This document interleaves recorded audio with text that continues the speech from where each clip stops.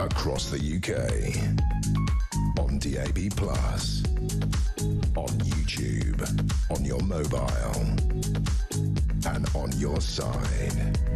This is Talk.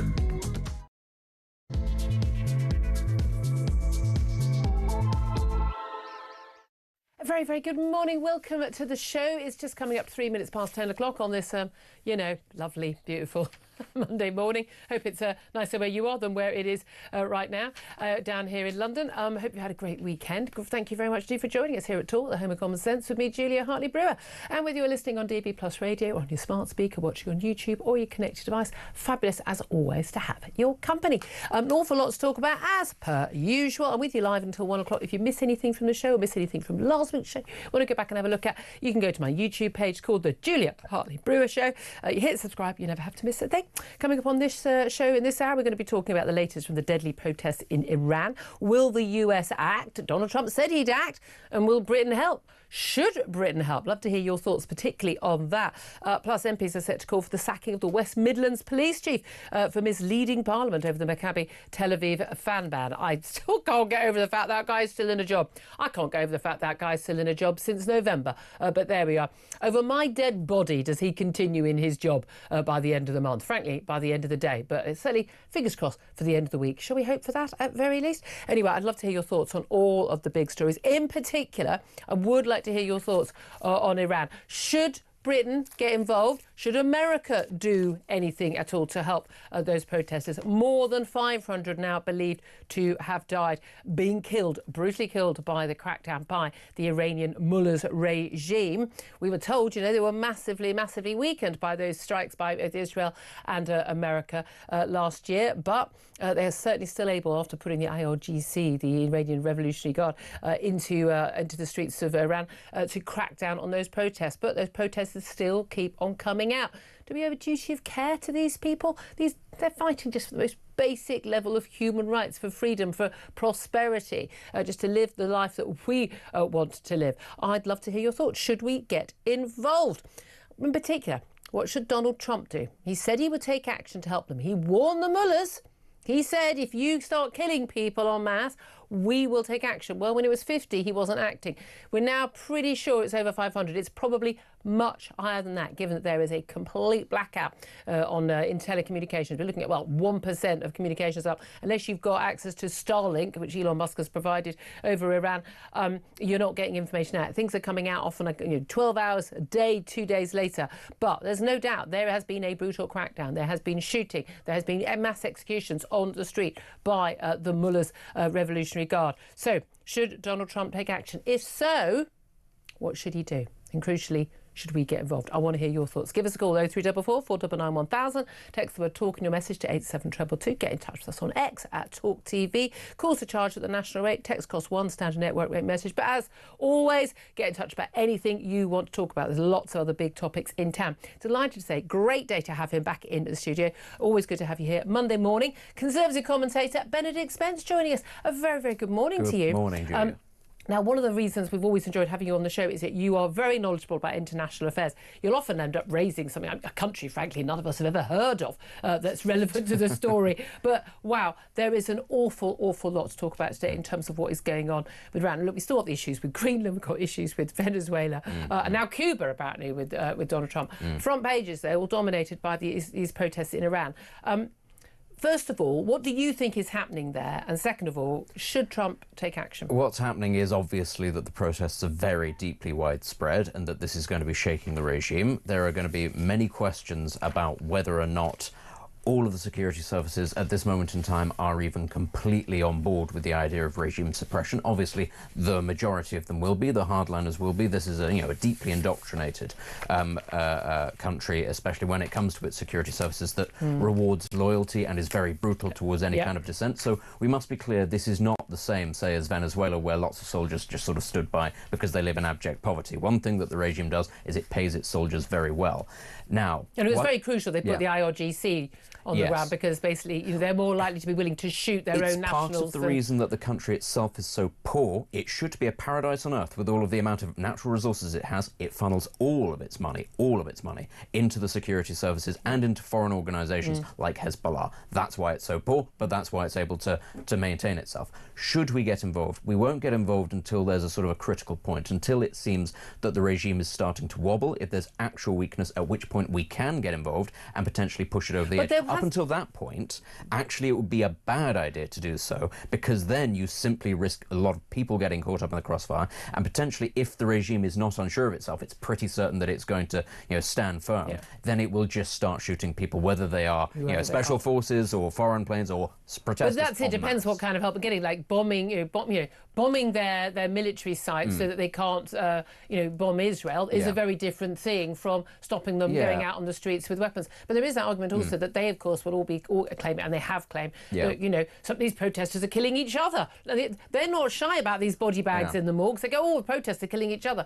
But they're also saying, this is down to America. This is down to the West. Well, to Mossad is the big takeaways. They say it's all Israel's fault. To be fair, I'm sure some Hollywood lovies will be claiming that soon too. To be honest, there's a lot of truth in it. Actually, the Israelis have done the Israelis, the Israelis have spent a very long time putting plans in place for a potential war with Iran, and potential collapse of the regime. We saw this at how deeply they'd penetrated. Because it is a threat to them. Yeah, we'd seen how deeply they were able to penetrate Iranian military intelligence during the war between the two, and actually the number of assassinations that go on in that country. They are very prepared for this. But probably the West won't get the go-ahead until Israeli intelligence tells them you've got the go-ahead to actually move on this.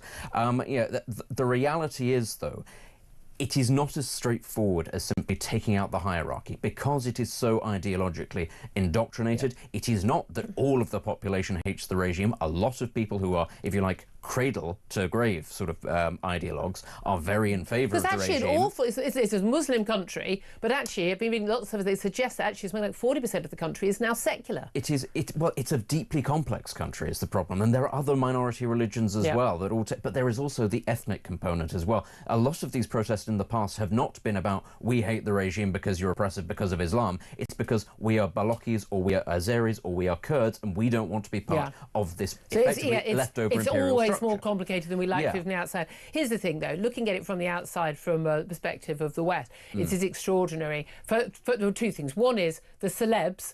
All over Gaza. Weeping. Whether it's, your Gary Linekers, your Hollywood celebs and all of that.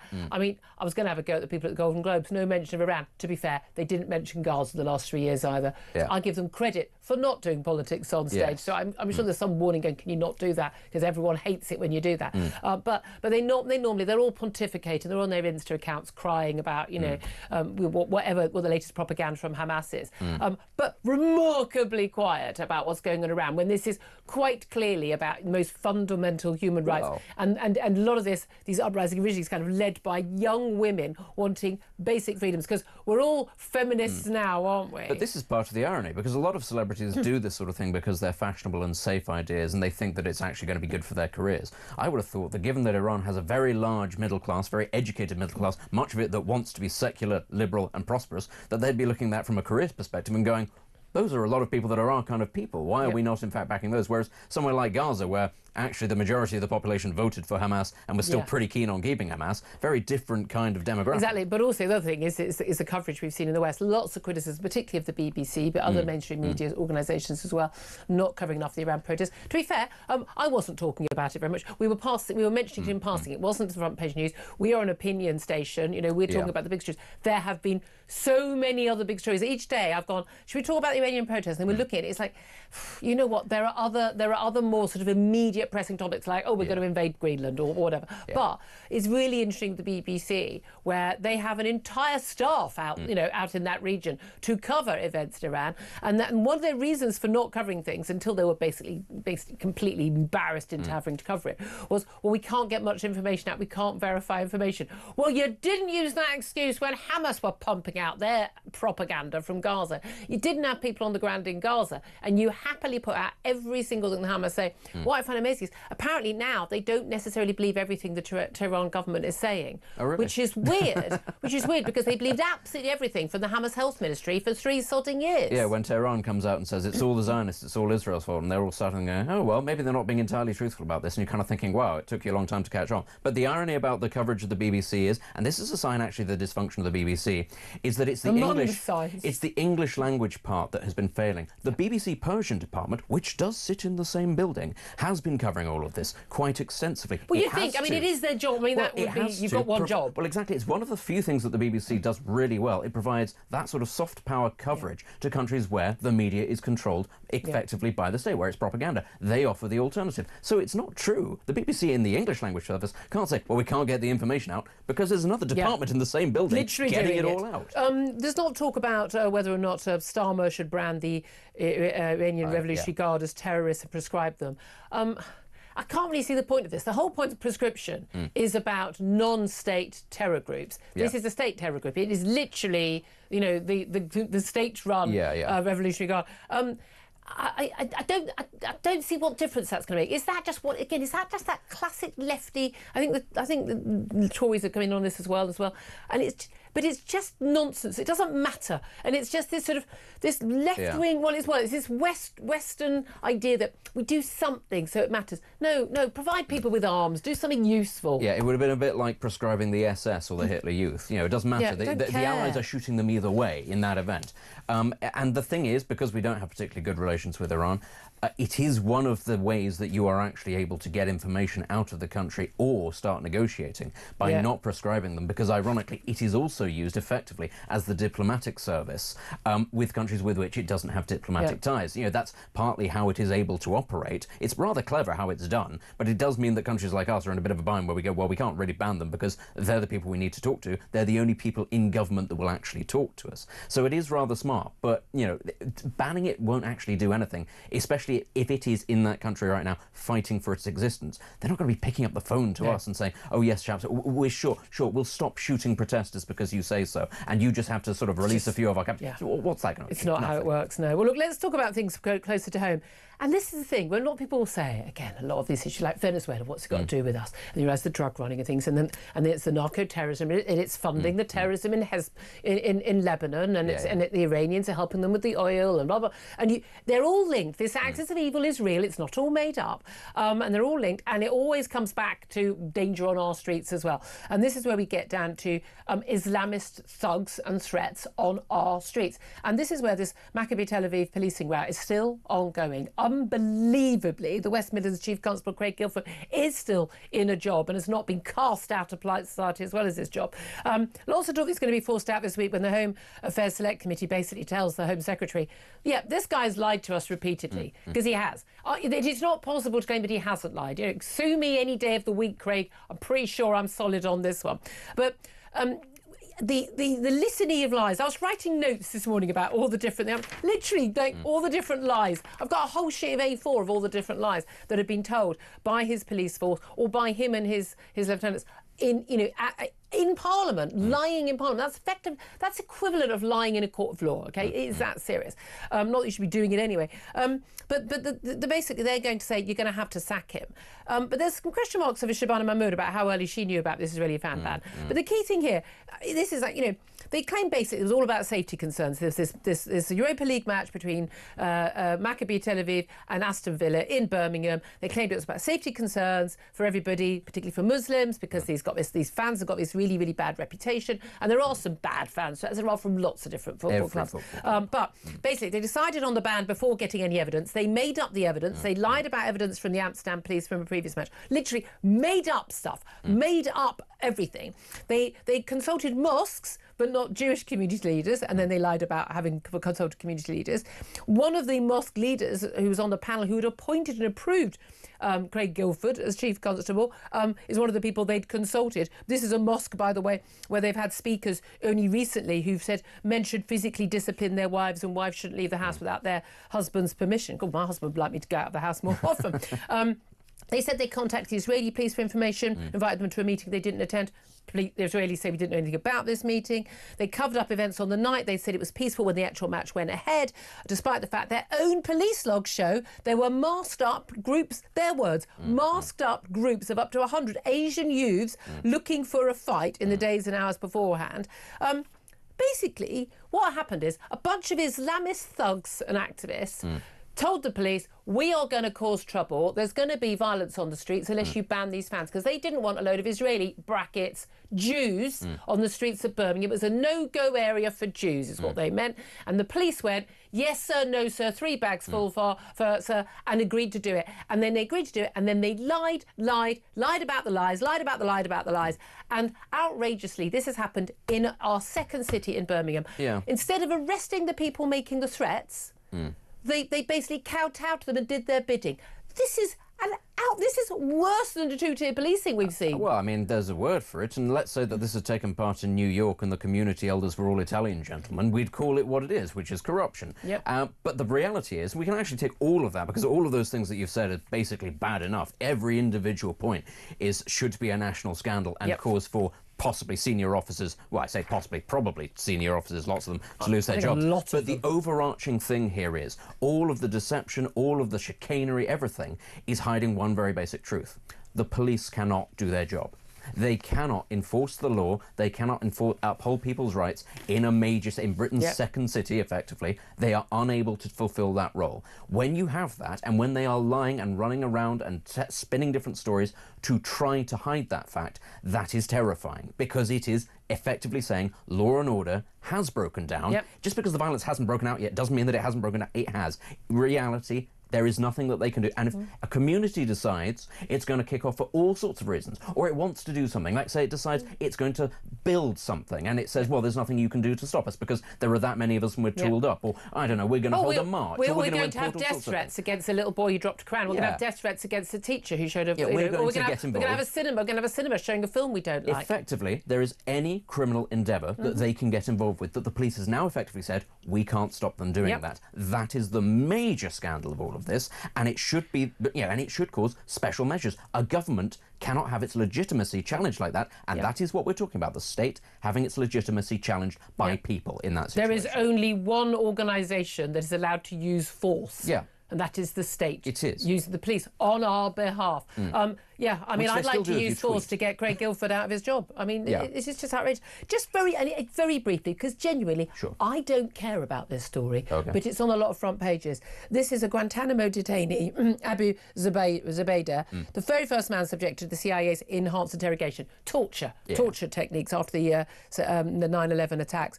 He was claimed he was a senior Al-Qaeda member when he was taken by the Americans. They later withdrew that allegation. 20 years on, he is still at Guantanamo, in prison without trial.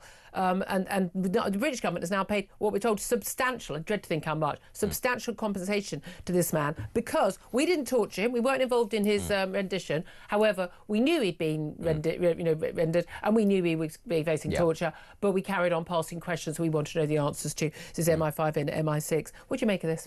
It's one of those where, because we simply don't know the nature of the allegations, and probably we never will in our lifetime, it's really hard actually to come to a basic, to a conclusion on this, because the US government has subsequently withdrawn any claims that he was ever a member of Al-Qaeda or that he was plotting anything, having said at the time he was a senior member. If they row back all the way on that and they say, well, he wasn't even a member, well, that has to cause very serious questions about what he's still doing there. But of course, he's still going to be there for he's not just being held because of embarrassment. They've released other people. So until we have that information, which you and I are not going to be privy to, it's really difficult to come to a conclusion. Why this might be irritating, though, for us, is because it means that all sorts of other people who were taken by the Americans may now also be able to bring legal compensations who we know were members of Al-Qaeda. I'm just not entirely sure why it's got anything. I don't think people should be held and detained for long periods of time without... even in a wartime, without trial. And I've always thought that, but I just don't think this is our problem. I'm just like, we've got enough stuff on our plate. Thank you very much. Look, there's a lot of battles going on between the government and on social media platforms. And I want to talk about those coming up very soon. But just in the short space of time we've got at the moment, Lord Manderson, who's not been speaking at all since his basically his sacking from, he'll say resigned, but he was forced out as our US ambassador to the UK, a job UK ambassador to the US, a job he should never have been appointed to because he'd been forced out of 2 previous jobs for lying. But he basically did his first interview with Guru Kunzberg yesterday, since then, basically saying he didn't know anything about Jeffrey Epstein's crimes against these teenage girls. And the argument he gave was basically, he was kept basically unaware of this because he was gay. He refused to apologise because he says he didn't know. And he says he believed, even though he'd been convicted of a charge in 2008 of basically procuring an underage girl for prostitution, and he believed all that Jeffrey Epstein's claims of innocence.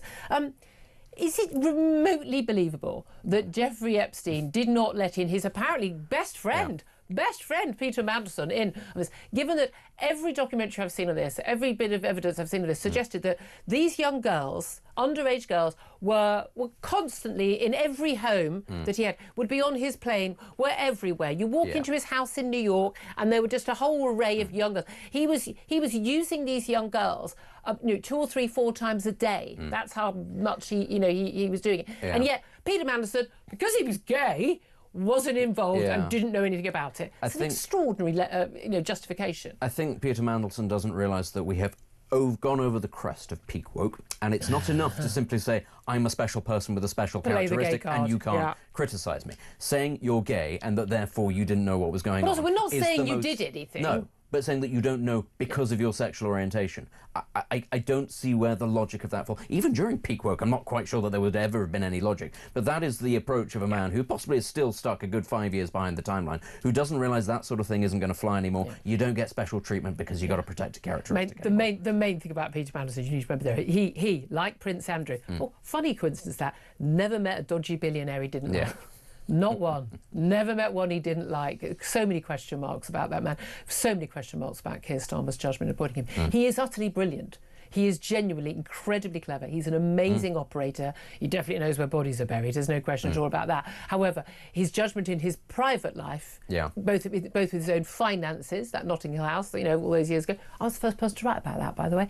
And his his dealings with any businessman over the years, and his best friend, who apparently he was just on the periphery of the life of this man, who he called his best pal in a birthday message. Judgment absolutely appalling, but there we are. Love to hear your thoughts on that as well. Give us a call on all the topics we're talking about. 0344 499 1000. We'll get your calls up next. This is Talk.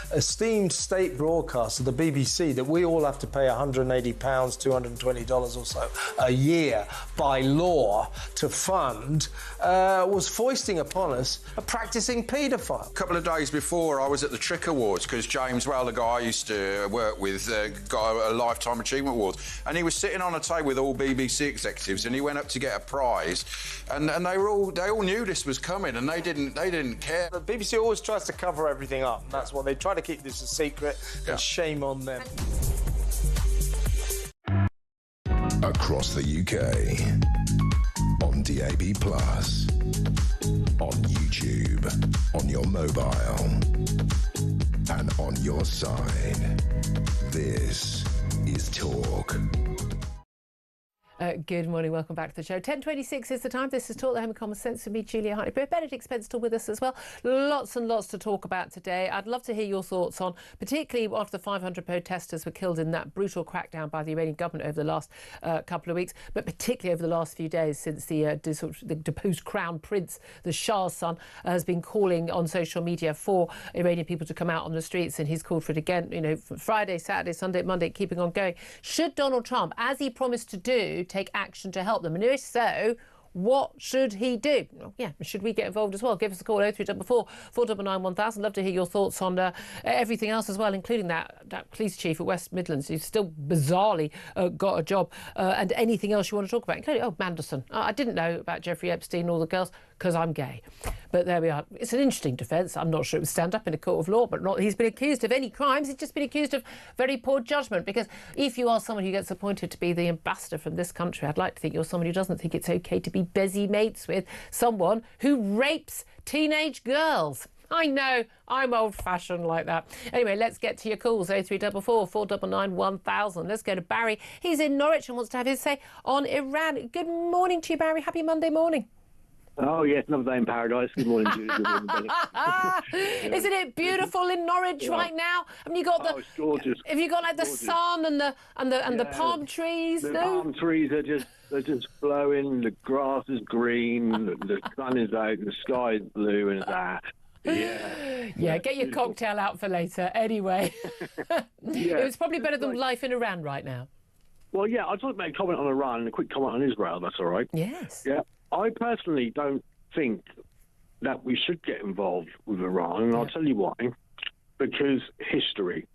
Whenever we've got involved with conflicts with America or anybody else, it's all ended up just a pile of rubbish. No one there. We haven't replaced it. We can't keep removing regimes and not replacing them with anybody, because then you get things like ISIS and all them sort of people emerge. Yeah, it went wrong. Here's the thing.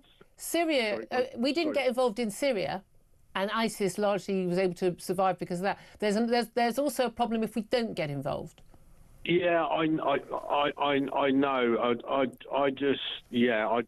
don't even think Donald Trump would allow us to get involved, because I don't think he trusts this country, to be honest with you, anyway. I just don't know, to be honest with you. You're just thinking, look, we don't know what the outcome's going to be. No. Why don't we just not make this our problem? Well, we've got lots of things to deal with in this country, haven't we? Do you know what I mean? We do. Without getting involved. Apart from the fact those mullahs in Iran are busy funding terror threats here in the UK. Yeah, but we were allowing them in on boats. We could stop that if we wanted, couldn't we? I don't know why we don't want to.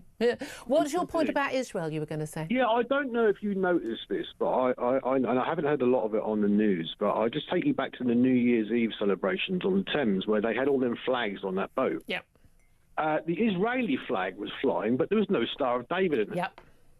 Did you hear about that? Yes, I did. I looked at it that next morning, yep. Oh, did you? I wasn't listening then, sorry. No, I wasn't. I was away, but I had a look at it. I'd never heard anything about from anywhere. Anyone mentioned it. I just found it quite intriguing. Why Sadiq Khan talks about diversity and all this sort of stuff, but there was no there was no Star of David on the Israeli flag. Yeah, I think he always accuses us of all getting our knickers in a twist. Apparently, everything we complain about. I just like to have some fireworks that just don't have a political dimension of any sort. I just don't know why there can't just be some pretty fireworks. I'm old-fashioned again. What can I say? Barry, thank you for that. Let's go to Nigel, who's in London. Very good morning to you, Nigel. You want to talk about the Maccabi Tel Aviv match and the ongoing row over this? Good morning. Yes, I hope you're well and your guests. Thank you. I was going to say simply, as I said to your co-worker who kindly took my telephone call, and I can demonstrate this, there has never been, and there still is not, any accountability by police officers to the general public, and that is shameful.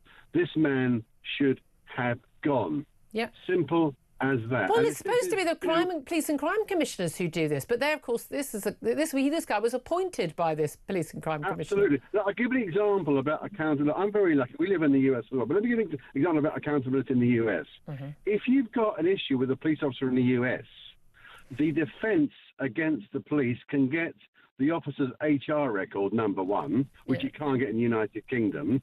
And number two, the police often will prosecute and or sack and dismiss police officers. How often does that happen here? Can I just say, I've read exactly the opposite, actually. One of the big issues is the police unions there have stopped an awful lot of that going on, where there have been, for instance, police shootings.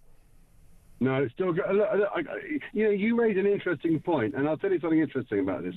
In America, if a police officer uses force which results in a person dying, and that could be a firearm, a physical altercation, a motor vehicle, wherever it may be, the police officer is not granted anonymity because they don't have a secret police service. Why are police officers granted anonymity here, number one? And number two, why is it all we keep hearing from people like Mark Rowley, oh, well, yes, it's a discipline process to go for. We can't sack them because they've got to go through a discipline process. If you've got a bent cop, I don't care who they are, they're not good enough to serve you and I. They should be gone. Well, yeah, and we certainly had that story last Thursday, didn't we, about an extraordinary number of officers, serial rapists, the like, because they didn't bother doing any vetting. I mean, even the most basic vetting you might do, just hiring someone to work in, in a sweet shop, but they weren't doing any of it. It's extraordinary. Nigel, thank you very much indeed for that. Benjamin Spence, quick reaction, the lack of accountability for the police in this country. I mean, to be honest with you, I think it sort of mirrors a lot of the lack of accountability of all sorts of things. We see this with the NHS, don't we? And sort of every sort of scandal that comes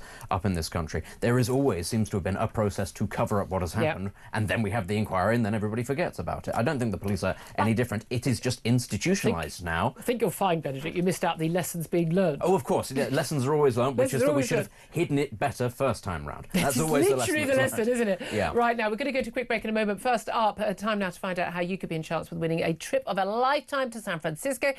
Talk is giving away flights, a 3-night stay at a 4-star Intercontinental Hotel, and $2,500 spending money, plus, small point this, tickets to the Super Bowl to top it all off. Listen to find out how you can enter. For your chance to win, text TALK to 83338. Text costs £2.50 plus your standard network rate. Or call 0343 418 7260. Lines close 22nd January 2026, 4 p.m. That's when you'll need to answer your phone if it rings. 18 plus, UK residents only. This is a network promotion. Full T's and C's at TalkSport.com. So for your chance to win, text TALK to 83338 now. A very, very good luck. You do not want to miss out on this trip of a lifetime. Anyway, we're going to go straight to a break. Then we're going to be talking to our next guest, who is a British Iranian journalist, about what on earth is going on around and what can the outside world, if anything, do to help those protesters. This is Talk.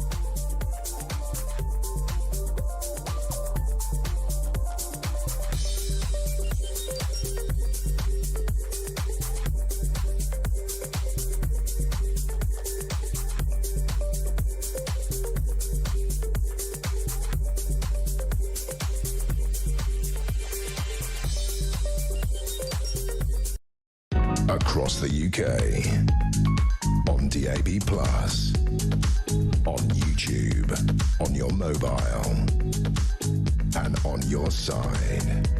This is Talk. Very good morning. Welcome back to the show. 10:35 is the time. I'm Julia Hartley-Brewer. Let's go straight now to my next guest to talk about where we are with Iran and, of course, all these big question marks about whether or not Donald Trump is going to come good on his promise to help the Iranian protesters if the mullahs started fighting back and shooting people. Well, there's no doubt at all. At least 500 believed to be dead. Even the Iranian regime on their own state television are happily showing pictures of makeshift morgues and body bags in their dozens. Let's talk about this with Potkin Azama. He's a British Iranian journalist and a senior fellow at the Investigative Project on Terrorism. Very good morning to you, Potkin. Good morning, Julia. Thanks for giving me this opportunity. Well, thank you for joining us. It'd be nice to have, good to have some expertise on what is really going on. Look, the reality is it's very difficult to get information out of Iran since they basically cut down, all phone contact, internet contact. I think 1% of access to the internet. We've got Elon Musk's Starlink that is being used, but a lot of the information is coming out, 12 hours, 24 hours later. But there's no doubt we are seeing footage now of these protests pretty much in every town and city, it would seem. An awful lot of people on the streets, but also an awful lot of people now getting hurt. What is going on? Well, I've got a byline in the Times this morning, and it starts off with a message that I managed to get yesterday from a contact who was near the border and was managing to get some sort of signal. And I said to him, what's the most important thing we've got to do outside? And he said, restoring internet is more important to us than bread. And that's how the byline in the Times starts today as well. And you mentioned Starlink. Even Starlink, which was allowing some of the videos to come through when they shut down the internet, they've managed to even jam that. 80% of the Starlink connections is now jammed with the help of Chinese technology. Of course, what a surprise. And why is it that the internet is so important? Is it that so that protesters can contact each other, so they can keep in touch? Because we've also had these messages from the Crown Prince, haven't we, or urging people, go out on the streets at this time, on this evening, and so to get people out. Why would that be so crucial? Look, there's a huge massacre going on in Iran. You mentioned 500. I'd like to dispute that figure. The number of people killed is not in their hundreds anymore. It's in their thousands. That's what everyone suspects. I don't know exactly how many thousand, but it's in their thousand. And obviously, if there's no internet, they can just carry on with this massacre while the world moves away. I don't know where the activist elite class are. What is it that it's not important for them for when Iranians get massacred? Yeah, it's amazing, isn't it? Lots of people, the celebrities, the lefty activists, the people out on the marching on the pro-Palestinian marches, Gaza, really, really care about human rights of people, particularly Muslims, and yet not really that bothered about the Iranians for some reason. Why do you think that is? I don't know, because I agree with J.K. Rowling and when she said, look, if you care about human rights, you've got to come out in support of the protesters in Iran. If you're not coming out in support of the protesters in Iran, you're a fake, you're a phony. Yeah. And I think that's what the activist elite class in this country is. Yeah, absolutely. I mean, Greta Thunberg, as I suggested at the weekend, is probably trapped well, she's obviously trapped underneath something heavy.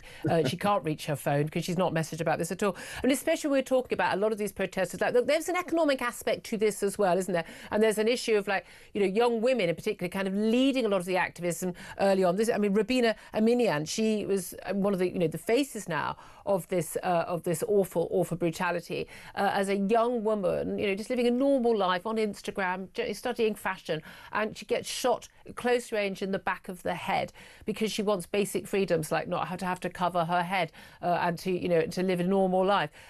But talk to us through about what the economic issue is there, because that maybe not the the ultimate driver of this, but it has been the catalyst for this action now, hasn't it? Okay, so just bear with me. So there's something in Iran that was called preferential exchange rate. So what that means is that in this country, say, for example, if you want to change some euros, you can go to various places and they'll give you more or less the same rates with a little bit of difference. But in Iran, from many, many years ago, they started this thing called there was a free market rate for the foreign currency, and there was a preferential rate that was given to the cronies to bring in essential goods and everything. And then what started happening was that these people, they were spending, say, maybe 10%, 20% of that on bringing essential goods. The rest of it, they were selling on the free market, making, 10 times the money overnight. And that's been the cause of the malaise in the Iranian economy, because rather than doing some long-term investing in a factory to produce something, you just basically go and get the preferential rate of foreign currency that you have, and you sell it in the open market. And the regime's inability to go after their own cronies and stop their corruption has caused this, because they're all at it. When they run out of their preferential exchange rate, these people were the ones that started the protest, but the people that just acted as a catalyst, as a spark. The people didn't come out in sympathy with these bazaar traders or anything. That was just a catalyst. That's fascinating. And there's been, certainly in terms of cronies, it's the corruption of their own cronies and their inability to stop it. that has brought about their own downfall. And again, when you have a level of corruption like that and incompetence, people being hired and fired, hired, never fired, because of their sort of theological devotion and their cronyism rather than their ability, then the country starts failing. We've certainly seen the inflation rate going absolutely sky high, to the extent that shopkeepers, you can't buy a good to sell it because the cost of it the day after you buy it is so much more. It's kind of becomes meaningless, and basically the free market of any sort disappears. In terms of what can be done from outside, can the West help to restore the internet? How can they do that? I don't know, but the people that are experts in this field, it's my job is to let them know that this is what the Iranian people are requesting more than anything else. But they are also requesting interventions, because they went out on Thursday and on Friday with the thinking that if they were told that if the regime starts shooting the protesters, something will be done. Yeah. And it sort of reminds me of the Kuwait war, Julia. I don't know if you remember that. I do. When Saddam was defeated in Kuwait and they had to retreat, the perception was that he's about to be overthrown and his regime is about to collapse. So George Bush gave the sort of signal for the Kurds and the Shias to come on the streets to overthrow Saddam, and they did. But then there was no backing, and they were under the impression that would be backed. And Saddam killed thousands, hundreds of thousands to put the rebellion down. Yep. And this is like a similar repeat of that. I've never, ever backed military intervention in Iran, but something has got to be done, because the killing on this scale has to be stopped. It cannot go on. There is an element where the more people see the killing, the more frightened people are going to be. Mums and dads are going to go say to their young people, do not go onto the streets, you're going to be murdered and nothing's going to change. Now, I'm in awe of these young people, particularly young, who are so brave to go out on the streets and taking their life in their hands. But many of them perhaps might not realise they're taking their life in their hands. Is it likely? If you put money on it, do you think things will change? Because these mullahs are ideologically, completely driven, and they haven't got many options other than moving into a small apartment in Moscow if Moscow will have them. They haven't really got many options if the regime does end. They are going to fight to the death to keep their regime going, aren't they? I think they will. But let me tell you that this regime has fallen before it's officially overthrown. It's unable to think long term now. It's unable to make any strategic decisions. Everything is short term. Everything is delaying the overthrow, but it's not going to. They cannot fix the economy. This is a thing, Julia. This is what I said to Ian a few days ago, before the protests got really bad. That's they may be able to delay. They may be able to come up with some short-term economy packages and all that, but the economy is beyond repair. They cannot fix it. Something else that can be done, specifically with England outside Iran. You mentioned earlier when I was watching you about the regime outlets in this country.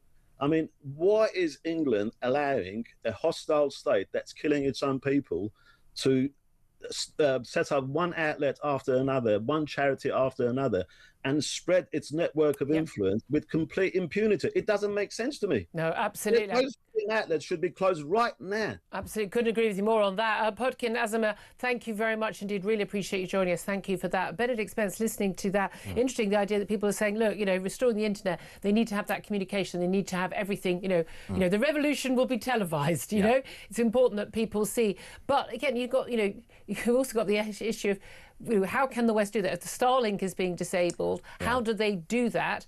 Would a missile attack by Donald Trump in any way change things? And if he doesn't act after he said he would act, are we back to Obama and his red lines in the sand over chemical attacks in Syria? Yeah, I think that's a difficult one for Trump to row back on. And in the past, actually, don't make those threats unless you're going to carry them through. But to be fair to Trump, he has always stuck to his words on this, be it Nicolas Maduro, be it Qasem Soleimani. Actually, when the red lines are crossed, Donald Trump acts. That's his whole shtick, which is that he doesn't actively seek the conflict, but when other people cross the lines that he sets out. Don't do it. If you do, I'm going to act. Yeah, and that plays well with his base, because then he can turn around and say, look, I'm not starting the wars, but I am trying to finish them, and that's what happens. But when it regards to what it actually could be, it could be a missile strike, it could be similar to the B-2 attacks. What does the missile strike do?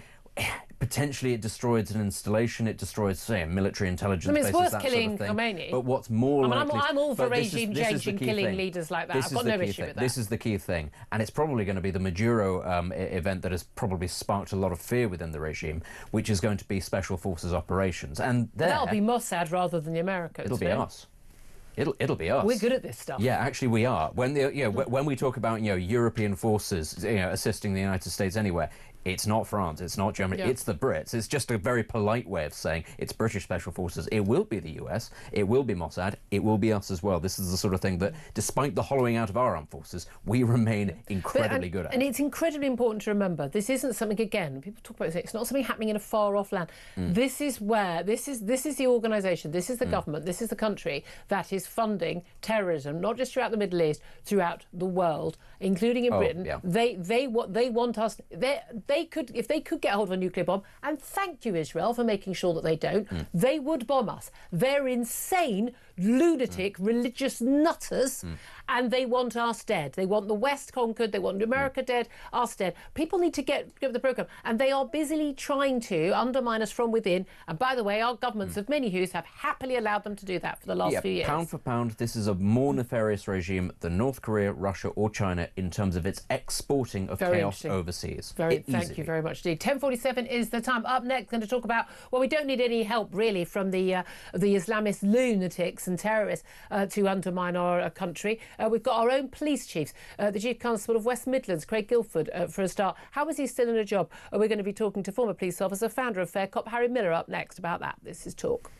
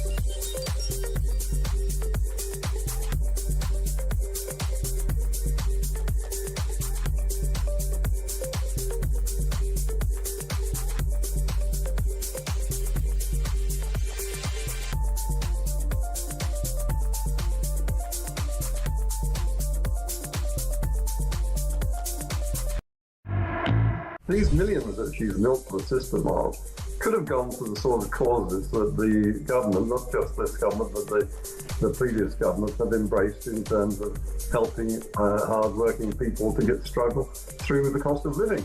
I just wanted to ask you, you're talking about the abuses of the welfare state, and I would never let Starmer off the hook. But this isn't something that's just reared its ugly head in the last 18 months. People have been abusing the welfare system for years. Across the UK, on DAB+, on YouTube, on your mobile, and on your side. This is Talk. This is Talk, the home of common sense. 10:49 is the time. Well, let's get some common sense right now with Harry Miller. He's a former police officer and founder of Fair Cop. A very good morning to you, Harry. Good morning, Julia. Thank you very much for joining us. Well, I'm hoping it's not a good week, at least, for Craig Guilford. He's the Chief Constable of West Midlands Police, who, blow me down, is still in a job, but in all likelihood, we hope, won't be in a job by the end of the week, because we expect the Home Affairs Select Committee, the MPs unanimously, to say cross-party that he's got to go, to tell the Home Secretary Shabana Mahmood she's got to get rid of him, simply because he has lied and lied and lied again over the decision-making and what really happened behind the scenes of that ban on the Maccabi Tel Aviv fans coming from Israel to watch that Europa League match back in November against Aston Villa in Birmingham. What do you make of this ongoing round? Why do you think he is still in a job? Well, I think there is due process, obviously, and he's hanging on by his fingernails for dear life. But unfortunately, well, fortunately for us, unfortunately for him, he's going. There is no possible way he can survive. He was put in place, at least in part, at the approval of a radical Muslim mullah from the Green Lane Mosque. Now, of course, they would say that this mullah is the acceptable face of Islam, a moderate. Well, I don't think it's very moderate when your sermon includes advice to your followers that you should only lightly beat your wife if she leaves the house without your permission. Only lightly. By the way, can I just clarify there? It was the chief executive of the Green Lane Mosque, that's his Kamran Hussein, who was on the panel that interviewed and approved Guildford for the job. It was about 50 odd people or something, but there wouldn't have been 50 on the whole panel. They obviously was involved in the role, but they had a speaker at the same mosque who had said this, and various other very questionable speakers. So it wasn't the same person saying this. But no, not the same person, but it's the same platform, isn't it? That guy didn't get up there and speak without permission of the leader of the mosque. There's no doubt about that. They would have known his views beforehand. Yeah, exactly. So what on earth is a police chief doing, being vetted by people like that? I have absolutely no idea at all. The crucial thing also is why on earth the police chiefs sought the views of mosques but not the views of the local Jewish community over whether or not they should ban these Maccabi Tel Aviv fans. I mean, I'm just going through, and I did it a little bit earlier, just really quickly, the litany of lies that have been told. They claim there were safety concerns for Muslims. That's the public thing, and that's why they had to ban the Tel Aviv fans. Actually, the fears were for the local Jewish community because of the threats of violence from local Islamist extremists. They decided on a ban before they got the evidence, as opposed to the other way round. They said they'd had evidence from Amsterdam police that there'd been this problem of this match in Amsterdam, and it was all the fault of the Tel Aviv fans. That was a complete and utter lie, the opposite of everything that the Amsterdam police have told them, opposite of everything that was in the courts in Amsterdam, in the media, in the official inquiry. I mean, they literally made that stuff up. They also claimed that they'd contacted the Israeli police, who then didn't attend a meeting. Police say we didn't know anything about this meeting.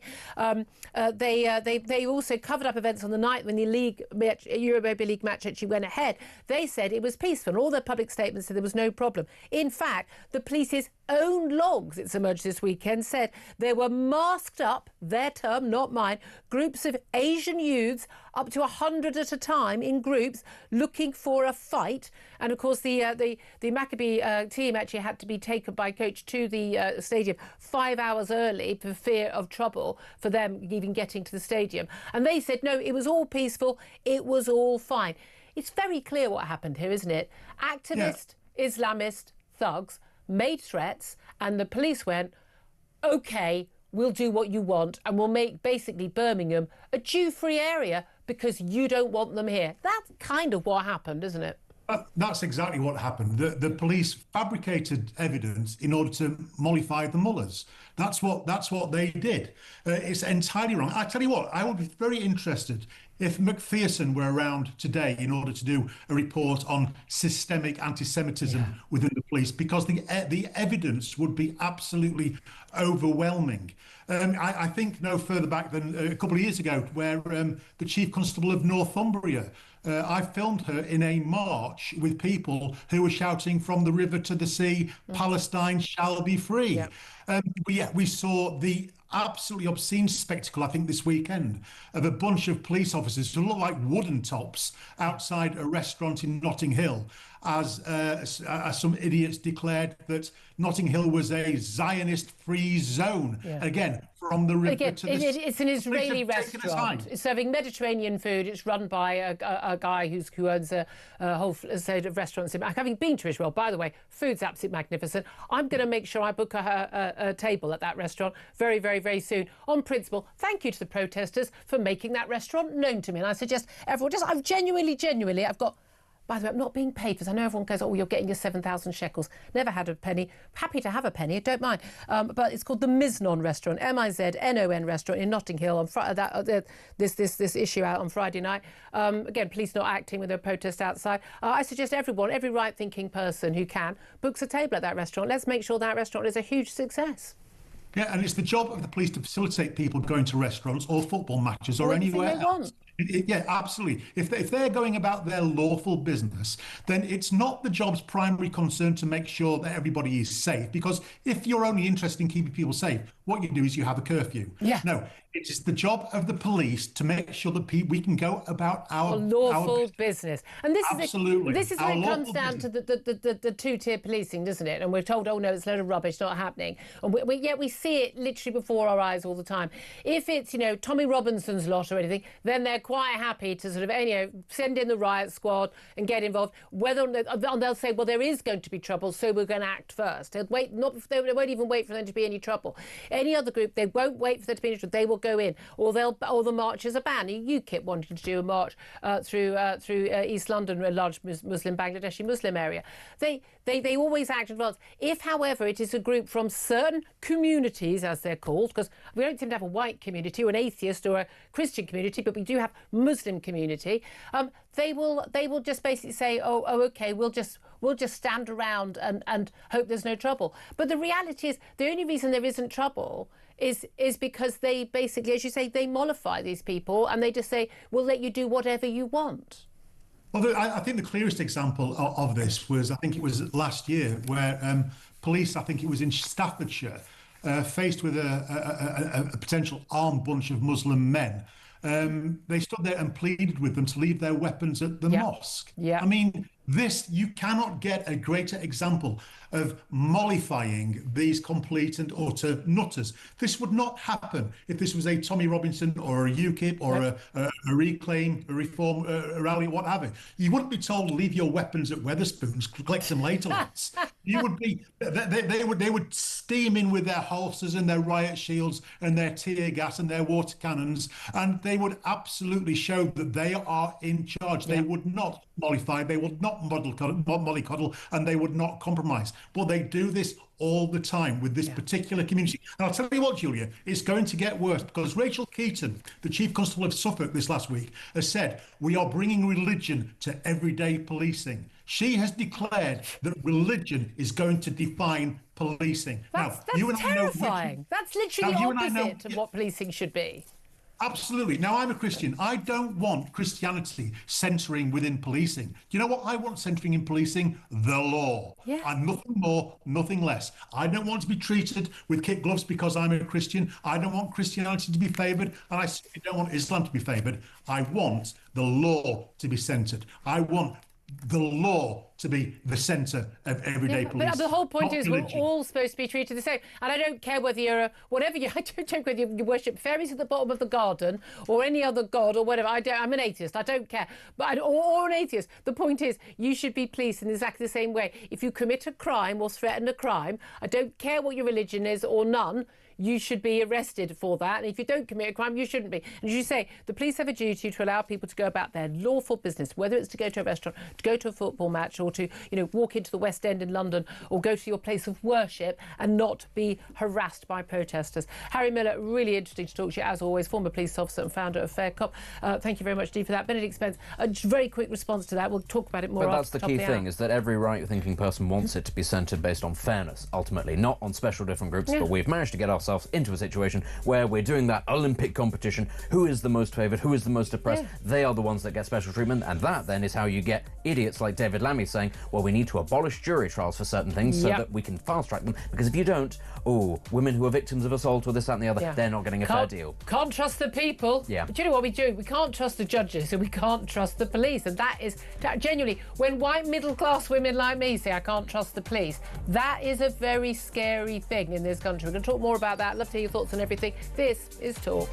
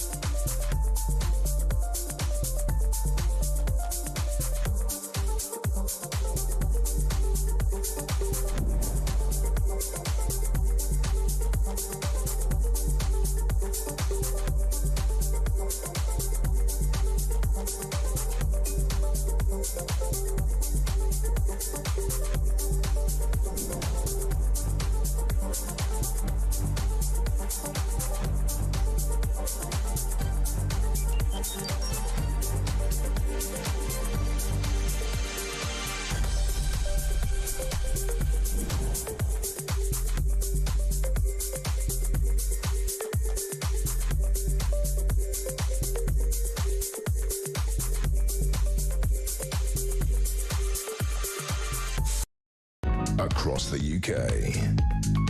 On DAB+, on YouTube, on your mobile, and on your side.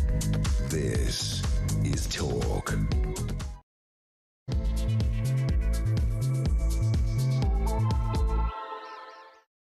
Very good morning. Welcome back to the show. It's coming up to 3 minutes past 11 o'clock. This is Talk, the home of common sense, with me, Julia Hartley-Brewer. And whether you're listening on DAB+ radio, on your smart speaker, whether you're watching on YouTube or your connected device, thank you very much indeed for joining us. Don't forget, you can go to my YouTube page, The Julia Hartley-Brewer Show. Hit subscribe. You never have to miss a thing. Coming up in this hour, we're going to be talking about the deadly protests in Iran. Will the US act, and will Britain help? And should we get involved?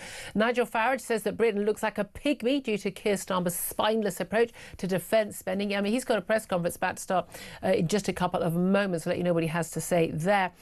Also, we're going to be talking about whether or not Keir Starmer could be sending British troops to Greenland to guard the Arctic on behalf of Donald Trump. Also, the staggering, not a surprise to me, but staggering £4.5 trillion cost over the next 25 years.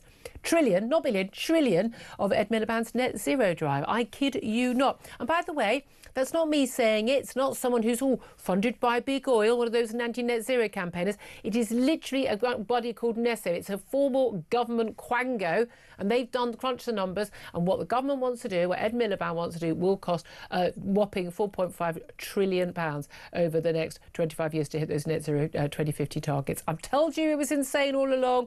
It's even more insane now when you look at those numbers. I'd love to hear your thoughts on all of that. Just to let you know, in the last 5 minutes or so, Ofcom has said they have launched an investigation into X, formerly known as Twitter, over the creation of sexualised imagery using Grok. It's going to investigate whether X has complied with its duties to protect people in the UK from content that is illegal in Britain. Now, very interesting debate on this, and I'd love to hear your thoughts on this, as well as on the issue of Iran. But let me read you the question I've put out on social media. A lot of you getting in touch about the protesters being killed in that brutal crackdown by the Iranian government. Well, the bodies, organisations are now saying it's at least 500. We had a guest on earlier, and I think a lot of this is being backed up in terms of when you see the number of body bags in the few morgues and makeshift mortuaries we've been able to see the images from, that it's probably in the thousands, not in the hundreds, the protests who are being brutally killed by the mullah's regime. But Donald Trump said he would take action if they started to crack down on the protesters demanding their freedom. Should Donald Trump take action to help them? What should he do? And should Britain get involved? Give us a call, 0344 499 1000. Text the word talk in your message to 87222. Get in touch with us on X at talkTV. Calls are charged at the national rate. Text cost £1, standard network rate message. Delighted to say, joining me today is Benedict Spence, Conservative commentator. We're not going to, please, don't do an AI image of Benedict Spence in a bikini. No, I genuinely, that's not like a game like, oh, please do. Please don't do that. No one wants to see that. Benedict Spence, I think what's happening in Iran is more important, but this is the breaking news. So I want to ask you about this. I don't trust Ofcom at all. Hi, Ofcom. They are basically populated by the same people, you know, as basically all of the Blairite quangos. They think that, for instance, like the climate change debate is settled, and so we should be penalised if we say that we don't think that, you know, climate change is a threat and needs to be dealt with and things like that. So I mean, they are completely and utterly, you know, basically they all read The Guardian in the morning. Who are we kidding, right? I'm in two minds on this one. I think an awful lot of the attempts by the government, using some of their quangos like the Ofcom, to shut down what's going on social media, they seem to be all aimed at X, and they only care about X because it's owned by Elon Musk, and they don't agree with Elon Musk, and he doesn't agree with them, and Elon Musk is constantly attacking this government. If Elon Musk was a massive Democrat, they'd be absolutely fine. Okay. This stuff with this AI imagery, where you can say, "Hey, Grok, you know, please put this person into a bikini." This is available on pretty much all AI on all social media. It's been very noticed on social media. Apparently, you know, it happened to Kate, the Princess of Wales. So that's awful. We spoke to a guest, Samantha Smith, last week, and it happened to me over the weekend. look away now. Look away now if you don't want to see. But here's an image I put out of me and the bloke from Stoke, pixelated his photo, and then they decided to, for some reason, they thought it was a good idea, someone trying to get my husband's face unpixelated. And then someone said, put me in a bikini. That's not what I look like, HJ. For some reason also, if I'm in a bikini, I have to have nail varnish on. They've also changed my face, which is, so obviously they were that horrified by my image, they had to change it. Basically, there's a lot going on in this image, it's not a picture of me, it's someone else's body and someone else's face, but they've kept my rubbish hair. Thanks, Grok. I was sort of, now, I'm not a little sort of, fainting wallflower. Look, I'm called a baby killer and or granny killer and the C word, the B word and every other word in between most days on Twitter. It's frankly water off duck's back if a bunch of sad loser men in their basements want to spend their time doing these things. But I do object to somebody putting a sexualized image of me, changing an image I put up in a sexualized image. That I consider that to be harassment. That is a deep fake AI image and it's harassment. I don't think it should happen. The fact that Grok does it to a lot of younger women, that bothers me more, and particularly the fact that Grok does it to girls. If there have been cases where they've allowed literally young pre-16, even younger girls being put in bikinis. Now, when they do it to men, they do it to mock them. Oh, here's a funny image of Keir Starmer. They do it to women to sexualise women, but they're doing it to girls as well. Should it be stopped? Grok doesn't do it. People do it. This is Grok does it. No, well, Grok People does not ask do Grok it to do of it. its own volition. Does Grok wake up one morning and decide that it's going to do it? No. People behind it do it.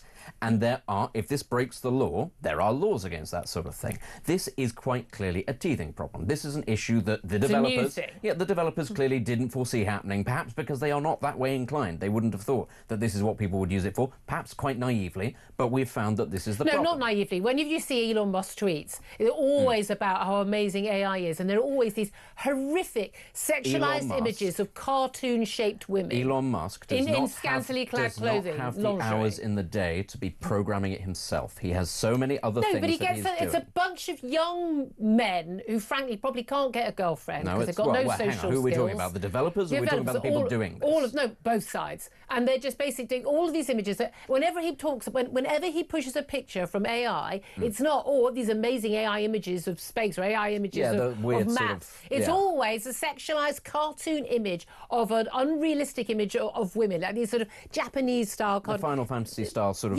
people with wings and all that sort of thing. Yeah, it is very creepy, but he is not the personality who is in charge of But he's allowing people to do it. He has allowed people up to do it, perhaps not consciously, but it has been allowed to do it.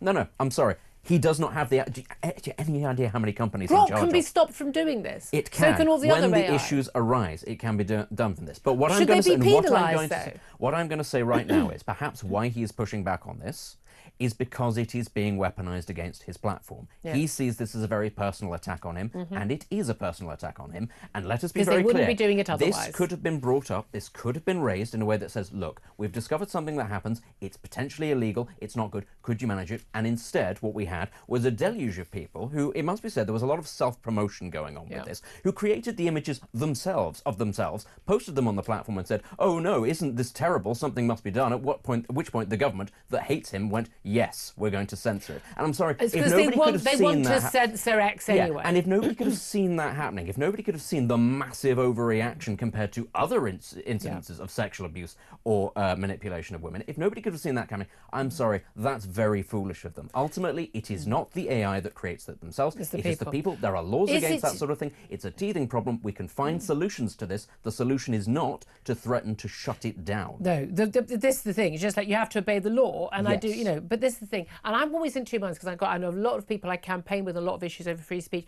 who are very free speech absolutists. Well, I'm not, but it is interesting. Whenever we have any control over social media in particular, access to the internet, it's always framed. There are two reasons. It's anti-terrorism, and it's also about protecting children. And again, we've got this talk about, Kemi Badenoch, the Tory leaders, called for this as well. Basically, banning social media for under 16s. Now, I'm in favour of that. I think that's a really good idea, and I'm absolutely with the view that no school should be allowing any child to get a mobile phone out of any kind, so not a smartphone, at any point from 8:30 in the morning till 4 o'clock in the afternoon. However, I do worry about how you do that without impeding adults' ability to get on. But I also don't think that the internet needs to be a Wild West. But I worry about who controls it. And after what happened during COVID, I have all these people over the weekend saying, "Oh, you're listed, Grok," and I asked Grok myself, "You're listed as one of the top 10 accounts, your Twitter account, for disinformation."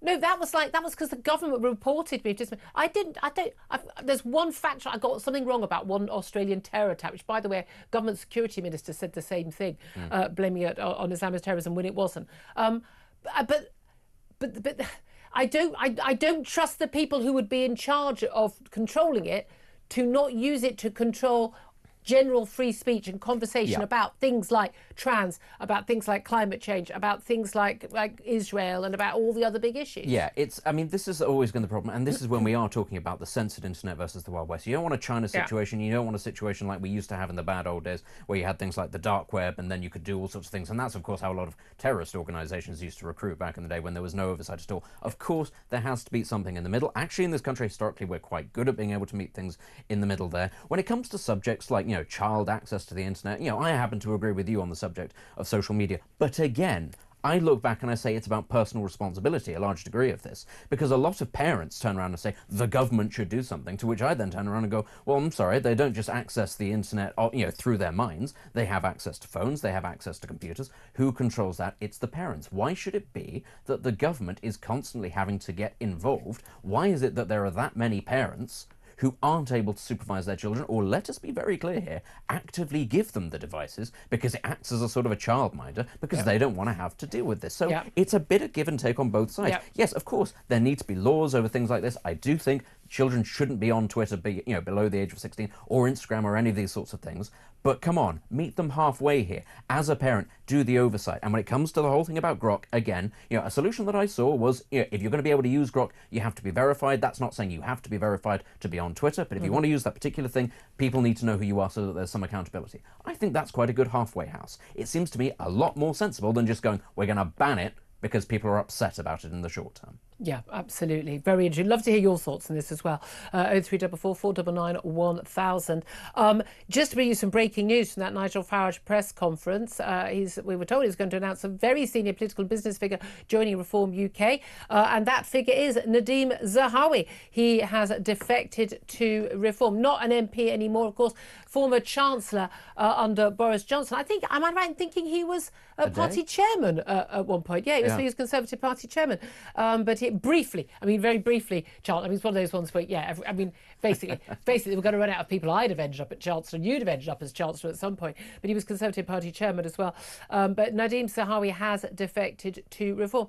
Benedict, now, we're seeing a lot of former Tories defect to Reform. And there is this element where, that's where the future is. These people don't think that the future is with the current Conservative Party, perhaps under the current leadership. Kemi Baden, although everyone's saying, she's been making some good, interventions, doing well at PMQs lately, doing well. I'm definitely clearly sort of more on the ball and understanding you need to be out and about and everywhere. By the way, Kemi, we're still waiting for our interview, Kemi Baden. You've been promising me an interview for about 3 months now. I'm still waiting for it.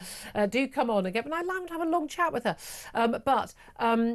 There's also a problem, which is a lot of people went to Reform after 14 years of Tory rule, being utterly useless, saying they'd do one thing and then doing the other, when it was immigration, taxes, you name it, climate change, all that madness. And, Nadeem Zahawi is part of all of that, a very senior figure a lot of that time. He had to resign, by the way, under very...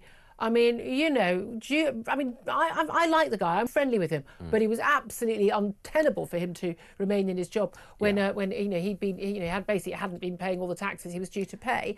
But does it help or hinder Reform to have a lot of people might say, washed up old Tories joining Reform? Yeah, it hinders. And let's be clear, there's no guarantee that he's going to be a candidate in the next general election. Former MP can come out and say, I'm joining Reform, and it's entirely within the party's gift to go, well, that's nice, thank you for your membership fee, but we're not going to have anything to do with you. But there is that perception, isn't there, that lots of rats who have left the sinking ship are now trying to get on board this one. I'm sorry, I know lots of people whenever I come on your show and I criticise Reform, they get very upset, but I do worry that Reform is going to make the same mistakes that the Conservatives had. I have heard some of the people that are being considered to be candidates, for reform, and some of them are very interesting, Yeah. and some of them are not. And some of them are the same sorts of people that the Conservatives tried to shoehorn in for years and years and years. The same kind of journalists who went to the same sorts of universities, the same sorts of lawyers, and they all know the same sorts of people, and, of course, the same sort of people who used to be Conservatives. I'm sorry, it doesn't give you any legitimacy because people have plummy accents and they've worked for certain newspapers. And you think, oh, that's going to make a good MP. No, that's how we got ourselves into this situation in the first place. Zia Youssef is doing a lot of work to try to get people who've worked in logistics, who have run organisations. He is working very hard. But I'm sorry, old habits die hard, even in insurgent parties in Westminster. Absolutely. They are going to make a rod for their own back. It would be useful if they do win the next election to have people who understand how government works, to know how to deal with getting stuff done. But again, they were in government, you had to deal with getting stuff done, and still didn't get anything done that they said they'd do. Reform is going to run into a tsunami of opposition. Well, apparently a load of the civil servants say they're going to resign. Bye. Could you shut the door on the way out? Bye. Feel free to steal as many post-it notes as you want. Your services are not required. They're not going to resign, though. They're going to actively try to sabotage everything. And they're going to be so proud about it at North London dinner parties as well. A lot of the legal elites in this country will. The media elites in this country as well. They're not going to give up everything that they've earned without a fight. And do you know who else is going to make our lives hard as well? The European Union. That same one that Starmer is currently trying to tie us ever closer to. If he succeeds, do you think they're just going to be happily sitting there going, oh, Nigel Farage is here, I'm sure we can do business with him? No. All of it is going to be arrayed against him. Farage needs a party of battlers, of grafters, who are people who have experience in these things, not people who sound good at reform dinner parties as opposed to Tory dinner parties. I mean, I tell you what, though, I mean, they're going to need people who absolutely don't care about, being absolutely slagged off in the media. Hi. I've offered my services before on a non-party political basis. I just thought, no, I want to be putting people on the plane. No, you want to be in ice. That's what you want. I totally want to be in ice. I totally want to be in ice. You want the outfit. You want the flak jacket and all that. Come on. And the aviators. Okay, Grok, put me in an ice uniform. Come on, do that. Right, lots more to talk about. Wow, lots going on. I'd love to hear your reaction to that. By the way, we're going to be talking to Leila Cunningham at midday. She is the new Reform announced candidate for the Labour. It's been Labour for so long. The London Mayor job. That's not coming up again until next year. Not this year, the mayor elections this year. We've not got mayor elections in London, but we're going to be talking to her about this and this defection. Lots more coming up as well. Let's talk about Iran. These Iranian protests, at least 500 dead. It's probably in the thousands by now. Trump said he was going to take action if they started shooting people on the streets. He said they're looking at things. The Iranians have hit back and saying we'll take action. We'll consider. We'll take action against you. I mean, you and whose army, frankly. But should Donald Trump act? Because again, you're back into Obama territory. Red line in the sand. If you use chemical weapons, Assad in Syria, then the America will act. They didn't do anything about it. If you say you're going to do it, you have to do it. What should he do? I mean, let's be clear. When the Iranians say they'll hit back, they're not talking about conventional military capabilities. They're talking about terrorist sleeper cells, and they do have. But they're going to do that anyway. They will continue to do that every way. But if they try to sort of set them all off at once, then obviously they'll be trying to cause maximum problems. What the Americans are almost certainly doing is waiting for contacts in the region, Israeli intelligence as much as anything else, but also Azeri as well, to tell them, look, it's a good moment to push. Don't push before then, because if you do, then they'll be ready and they'll be meeting resistance, and it'll be the ordinary people who suffer. But if the regime gets to a point where a calculated intervention does help to get rid of the top of the regime, well, then you can create a situation where there is regime change without the country collapsing. Because this is the key thing. When we're talking about non-intervention versus intervention, Iraq was intervention and it was a catastrophe. Libya was a non-intervention, realistically, and it was a catastrophe. What they've done in Venezuela, for instance, they've taken out the man at the very top, but they haven't dismantled the organisation and they've not left him there. So they're trying there to set a precedent where you can cause regime change without the system completely collapsing. Obviously, Iran is currently in civil unrest, so it's different to Venezuela. But I'm almost certain, trying to manage this situation, because the last thing they want is a country that is, let's be clear, markedly, many times bigger and more powerful than Syria or Libya or Iraq going the same way. Right. Well, I mean, we shall see. The question is, a lot of people saying, should Britain get involved? At the end of the day, we kind of end up we're little Satan, aren't we? Yeah, we don't have a choice. Iran, they alternate between whether it is Israel or Britain who are little Satan. I'm glad to be on that list. The Russians do that as well. The Russians think we're much bigger and more sort of powerful than we actually are, and they're constantly blaming us for things. We're sat there going, oh, if really? only we could do that. Well, Yes, it's interesting. that's Nigel Farage again in an article yesterday talking about how we are now, pygmies on the world stage because of the hollowing out of our defence spending. Here's the thing, though. Well, unless and he's saying you get 3% by 2030 or whatever as of GDP. Well, yeah, I mean, I'm all in favour of that. But again, you're going to have to tell people where that money's coming from. Our special forces. Scrapping net zero is a good idea. If something does happen in Iran, our special forces will be deeply involved because for all else, many other aspects of our conventional weapons have been hollowed out. They remain on par with the US and on par with Israel. Right. Thank you very much. More from Benedict. Lots more coming up on all of the big topics of the day. Love to hear your thoughts on Nadeem Zahawi defecting to reform. Your thoughts on Iran. Should we get involved? Should America take any action? Your thoughts on the Maccabi Tel Aviv ongoing battle with that chief constable. I don't know how the earth that man is still in a job. The West Midlands chief constable. It's Craig Guilford. We talked about that a little bit earlier. We'll carry on more talking about all of that. Lots more to come. Your call's up next. 0344 499 1000. Give us a call. This is Talk.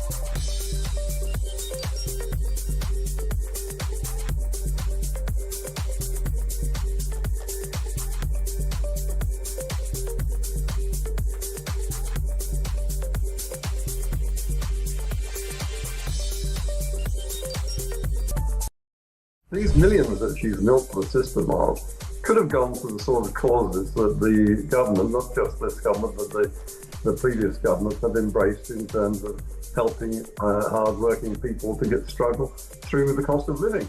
I just wanted to ask you, you're talking about the abuses of the welfare state, and I would never let Starmer off the hook. But this isn't something that's just reared its ugly head in the last 18 months. People have been abusing the welfare system for years.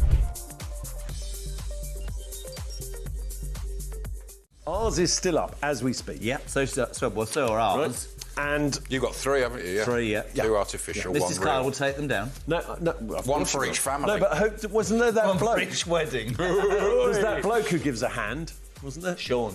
Only a hand. The manservant. He came up to me at Christmas and he went, I can't believe I've just had a message from my friend going, Jez has been on that grumpy old man saying you've only got 4 fingers and your nickname's Kit Kat. Across the UK, on DAB+, on YouTube, on your mobile, and on your side. This is Talk. This is Talk, the Home of Common Sense with me, Julia Hartley-Brewer. Benedict Spence still here. That breaking news in the last 20 minutes or so. Nadeem Zahawi, former Chancellor, very briefly, under the premiership of Boris Johnson, but also long-time party chairman. And, I mean, business good. I mean, he had a huge number of jobs, Nadeem Zahawi, senior figure in the last big number of Conservative governments. He has defected to reform. Now, of course, he's not an MP, but he's been a big figure of the Tories. He said, I've made up my mind. Farage can deliver for Britain. A wonderful country is sick, he has told a press conference in London this morning. Wonder what you make of that. 0344 499 1000. Tony knows what she thinks. She's in Lincolnshire. She wants to have her say. Good morning to you, Tony. Good morning. What do you make of Zahawi defecting? I am so upset that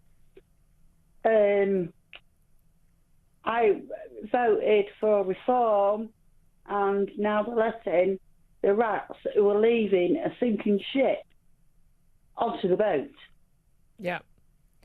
You don't want any ex-Tories? No. I didn't vote for them. They was absolutely ridiculous what they've done for 14 years. This Labour government is just atrocious. I voted for reform. Yeah. not for ex-Tories.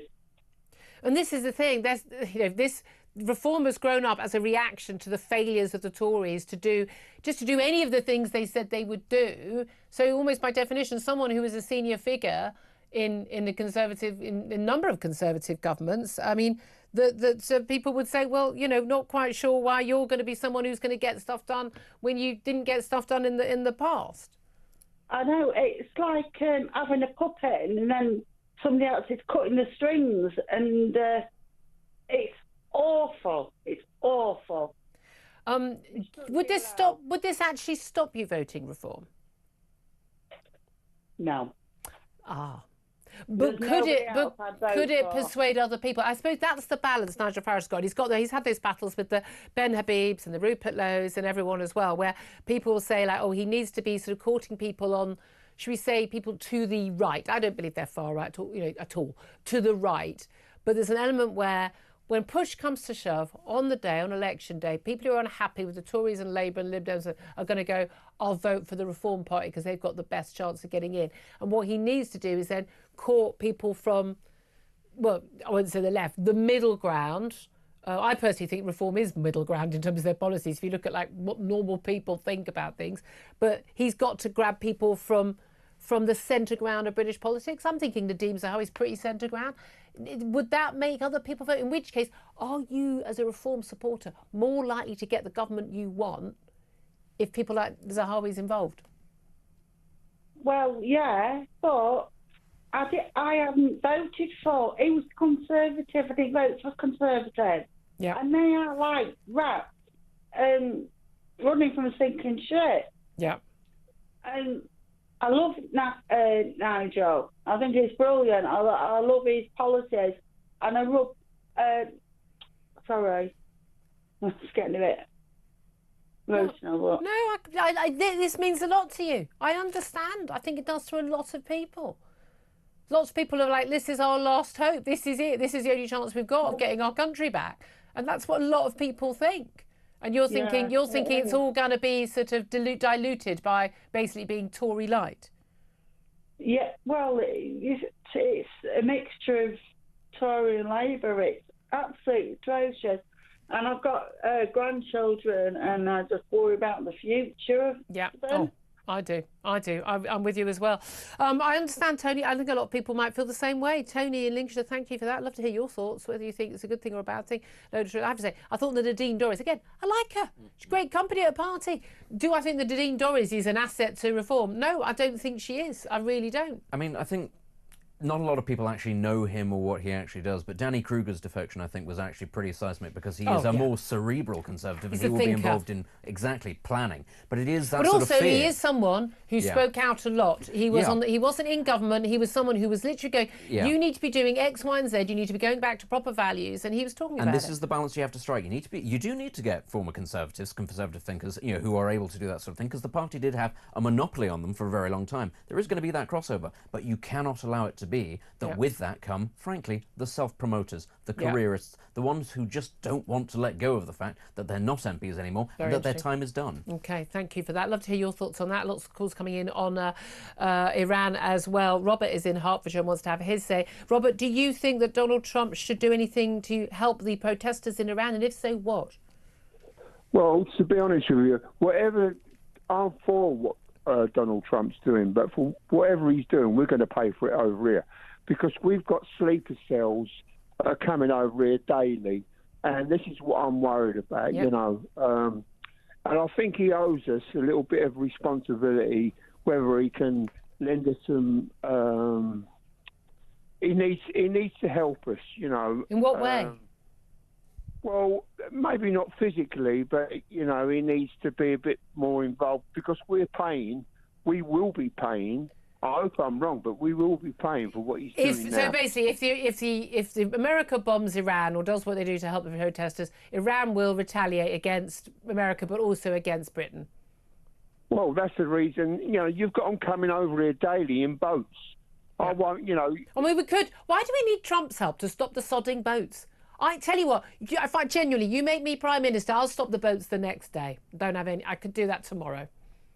well, we ain't going to stop the boats. We've got two problems here. We've got the problems with the boats coming in daily, and we've also got the problem with the migrants that are already in. Yep. And that problem is growing daily. Yep. We are in trouble. Yep. And now what's happening is you've got ghettos cropping up like in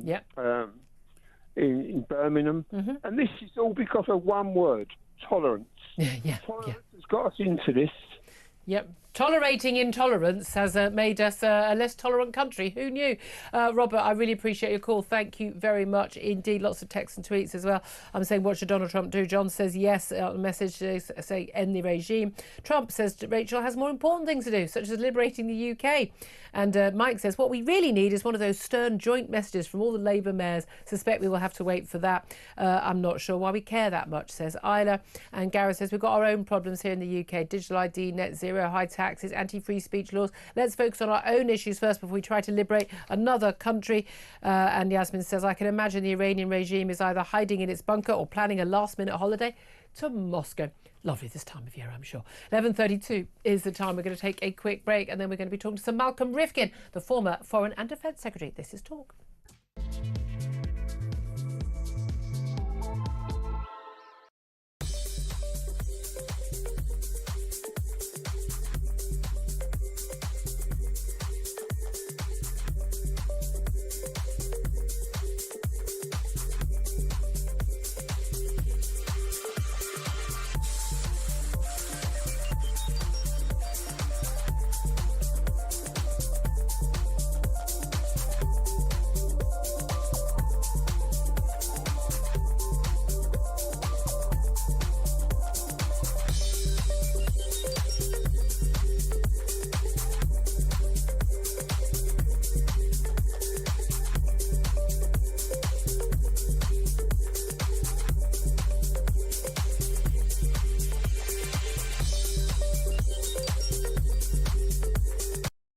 Across the UK, on DAB+, on YouTube, on your mobile, and on your side. This is Talk. Good morning, welcome back to the show. This is Talk, the Home of Common Sense. 11:33 is the time. Delighted to welcome to the show right now Sir Malcolm Rifkin, a former Foreign and Defence Secretary under the Conservatives. A very good morning to you, Sir Malcolm. Thank you very much. Lots to talk about. First up, let's talk about what's going on in Iran. We had protests. I believe, at the minimum 500 protesters killed. Many are saying it may well be in the thousands. People saying they need help to get the internet back working so they can communicate. Donald Trump had promised that he was going to help the protesters if the Iranian regime in Tehran started shooting them. Well, they've been doing that en masse. Should Donald Trump act? What should he do? And should we get involved? Well, I think it's very likely that he will respond. And the only way he can respond is by air attacks on various parts of Iran. He's not going to send in combat troops. He's not going to use his naval power. It's eventually going to be to bomb some either military bases or other strategic buildings. Will that have much impact? Not in the short term, it won't, because the regime is desperate to retain its existence as a regime. They have to crush these protests, and they will swallow hard if the Americans attack them. But what we are seeing is this is the last phase of the Islamic Revolution. They can stop this particular uprising, but they've not got anything left unless they totally reform their own internal structures. But as we've often seen with these regimes, if they sort of give an inch, then the whole edifice collapses. Are you convinced we are in the end game of this? And how much of that is down to, for instance, Israeli and US airstrikes in the last year? Well, no, if it was up to the Iranian people, yes, this is the death throes of the Islamic Republic, so-called. But these things can sometimes be delayed several years if the regime in question is sufficiently ruthless. Now, when it comes to the United States have already shown that they have power in relation to Iran that no one else has. When they, for example, sent a chunk of their air force right across the Atlantic to bomb the nuclear program of Iran, And they did that superbly well. Somebody has once remarked that America is not just a superpower, it's a super duper power. And it's the only one that there actually is. I mean, Russia, China, no other country could remotely compare with their military capabilities. So they can do a hell of a lot.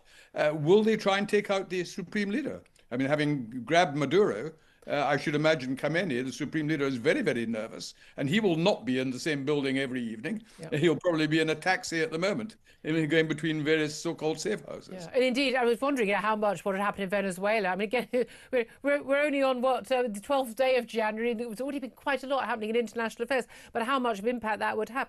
And it is interesting also, we know extraordinary intelligence that the Israelis have, and Mossad has, having what they've done in Iran, the extraordinary attacks that they took out in Iran in terms of completely undermining their ability to wage war against Israel. Should we be concerned about threats from Khamenei's regime to the Americans in retaliation for any action, or as one of my callers just asked about, what about retaliation against us, whether it's sleeper terror cells or whatever? Should we be concerned about that? Well, obviously concerned, yes, but there's not a huge amount the Iranians can do militarily. The United States is dramatically more powerful than they are, as are the Israelis, and these are the two potential targets. But in addition to that, what we're really talking about is how Iran is going to survive if it manages successfully to suppress these protests. And I think by sheer brute force, that is, I hate to say it, but I think that's more likely than not over the next week or so. Then the Iranian regime has to decide, is it capable of reforming itself to meet the desperate problems of the people? And there's a link between this and their foreign policy. One of the things that has really made the Iranian public completely fed up with the regime is that the state of their economy is partly because huge resources have been spent by the Iranian regime over years to attack Israel, or to spread Iran's foreign policy control in Syria or Lebanon or with Hezbollah or whatever. That all costs huge sums of money that could have been spent on the economy. So the Iranian public is saying, what on earth are we doing this for? Why should Israel be our enemy? And it's worth remembering when the Shah was in power, Iran actually supplied Israel with its petroleum requirements at that time. They had a perfectly good relationship because they had no obvious reason not to have. Yeah, and it is really interesting, isn't it, how much the economy has been a catalyst with this spiralling inflation and just basically inability for the country to function at any level right now. Well, can I just come in on that? It's also, of course, the effect of existing mainly US sanctions, because the main wealth that Iran has is its oil and gas. But they've only been able to actually export a fraction of what they would otherwise have available. And even what they've exported has been discounted because the people buying saying, we know you're finding it difficult to find buyers, we'll buy it, but only if you reduce the price further. So the sanctions that the Americans can enforce have had a huge impact, continuing impact, not just on the regime, but on the economy as a whole. And so all these issues are tied together. And it's interesting, there are reports today saying the Iranian regime are asking for immediate talks with the White House. Now, got to be careful about that. That could be just to buy time. Yeah. It doesn't mean they're willing to genuinely negotiate. Or it may mean they want to know what the American price would be. As we saw in Venezuela, Trump can sometimes surprise us. The regime continues without Maduro because they have been prepared to make major compromises to the US government in terms of requirements. So but it is also interesting that the Crown Prince, who's been sort of calling on people on social media, the son of the Shah, exiled in 1979, has been calling on people who are parts of the regime, parts of even the IRGC, the Iranian, the Islamic Revolutionary Guard Corps. So if you want to defect, here it's bizarre how you're talking about sort of absolute mad mullahs, but also you've got a code. Look at the QR code and register to say you want to defect. The meeting of modern technology and these age-old issues. What do you make of the IRGC though, and them being sent onto the streets of Tehran? Well, that's what they're there for. But they're there. Yeah, but crucially also, what about the demands back here in the UK that we should prescribe this organisation? Would that change anything whatsoever? Nothing remotely would it change, because remember the IRGC isn't a separate organisation. It's part of the Iranian regime. The organizations you sometimes declare to be a terrorist organization are organizations that are the terrorist groups or people behaving in a terrorist way. When you're dealing with a government whom you already deal with as if they're terrorists, because that's what they are, the IRGC is just part of that. Just one remark, if I may, about Crown Prince Reza Pahlavi. He's a brave man and he is offering leadership at the moment, but I wouldn't overestimate what he can do. No. One of the great problems of the Iranian opposition is the regime have been successful in preventing any alternative anti-regime organization developing within Iran. Yep. There's no obvious leadership. There are no people we can point to and say, there is a potential new leader. And so Reza Pahlavi, the son of the Shah, in a sense is filling that gap. But I think he knows as well as anyone, the vast majority of Iranians weren't even born when the Shah abdicated almost 40 years ago. Yeah. And therefore, he's not going to be a major factor unless something very strange happens. No, he was just talking about him being an interim figure. Let's talk about other issues. Talk of Britain being among the government, the government sending troops to Greenland to basically help protect parts of the Arctic that are under threat. Trump claims from China and from Russia. Is that likely to happen, and is that a good use of our resources? Well, let's take them one by one. Is it likely that Britain is going to be sending troops to Greenland? No, it is not, and nor is France or Germany or any other country. That would be absurd. What are they going to be there to do? To fight the United States if the United States send the Marines in? We all know the issue is not a military one in relation to Greenland. Greenland has no army. The United States could occupy Greenland in 24 hours, probably without a shot being fired. That is not the issue. Yeah. The issue is whether the so-called leader of the free world that has totally campaigned against Putin's Russia on the grounds that you cannot annex other countries' territory just because you feel like it. It's going to break its own rules. It's going to act in a way that no American government has thought of doing. And the reason is primarily, I hate to say this, it's got nothing to do ultimately with resources or political strategy. It is Trump's ego. The history of the United States in the 19th century were its various presidents expanding the territory of the United States. So they got Florida from Spain, they got Louisiana from the French, and eventually they got the Russians to sell them Alaska. Trump wants to be the president who expanded the territory of the United States in this century, in his presidency, and I'm afraid it's as pathetic as that. Well, I mean, you say that, but I mean, everyone says it's not for sale. But he did manage to purchase all those large tracts of land. Just finally, can we talk about the fate of the Conservative Party? You were a former senior cabinet minister of the Conservative Party. There's another former senior cabinet minister, Nadeem Zahawi. He was chancellor. He was a cabinet office minister. He was also, of course, party chairman for a period of time. Nadeem Zahawi has defected to Reform. He said he's made his mind up. He says Farage can deliver for Britain. Our wonderful country is sick, he says. He's doing a press conference right now with Nigel Farage in central London. What do you make of the stream now of prominent Conservatives, including those who were cabinet ministers in the last few years under the Tories, joining Reform? Well, allow me, without being unfair, to comment. Yes, Nadeem Zahawi was Chancellor. I think he was Chancellor for 8 weeks. Is it that long?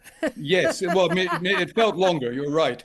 So it's really, he's in Liz Truss type territory in terms of that. But he is a senior figure. Having made my little dig at him, he is a senior figure. One has to ask why he's doing it. And frankly, it's opportunism, as it is for so many others. They know that barring miracles, they're not going to be in government under a Conservative Prime Minister for the next few years. And Reform suddenly opens a theoretical possibility that all the world could be changed by Nigel Farage.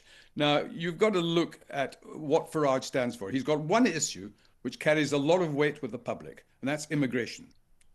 If that issue is resolved, and it's a big if, it's not going to be. If it's resolved satisfactorily over the next 2 or 3 years by the current government, whoever is Prime Minister, what else does Farage actually have to offer? He tried to pretend he had a policy of reducing taxes, and he had to he literally abandoned his economic policy a couple of months after he first announced it. So the Conservative Party actually should be grateful to Rachel Reeves. What she achieved in her last budget, no, seriously, what she achieved in her last budget, up till then, people could either believe or be told that we still had New Labour created by Tony Blair that keeps your taxes down and all that kind of thing. That budget demonstrated that Labour had reverted to pre-Blair, which is high tax in order to fund high welfare. And the Conservative Party is the only credible party, as it always has been, For those who watch, reduce the tax no burden. chance of you defecting then?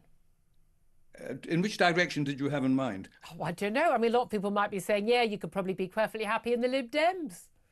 Well, no, who could be happy in the Lib Dems? Crying out loud. They don't look that happy, to be this fair. is, if I may say so, this is humour of a very poor taste. So no Somebody once remarked, they're a very centrist party, the Lib Dems. Somebody once remarked that if Christopher Columbus had been a liberal Democrat, he would probably have discovered the mid-Atlantic. So Malcolm Rifkin, absolute pleasure. Thank you very much. I think we can safely say we are not going to be getting a press conference in the coming months where Sir Malcolm Rifkin, former Defence and Foreign Secretary, defects to reform.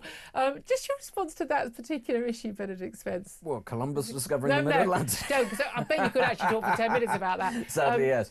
Zahawi's defection, you But mean. the opportunism, he's saying. Of course. I think that's accurate, and I think that's what a lot of this is. I think that, whereas...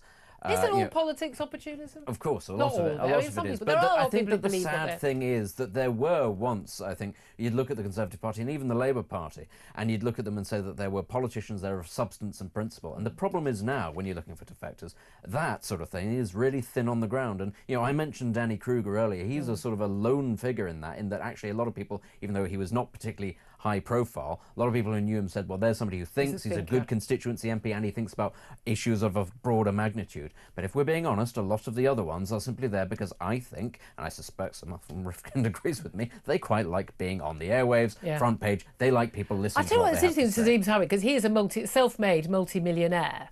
There's an element where some of them... That got him into a lot of trouble at one point. Somebody, he's an HMRC, a facts investigation that he did not declare. He was breached 7 breaches of the cabinet minister rules, basically, and was sacked by I lose track. Rishi Sunak, probably. Somebody, one of the many prime ministers we had in that period. But genuinely, it's... he unlike a lot of them who literally desperately just wanted to have a job.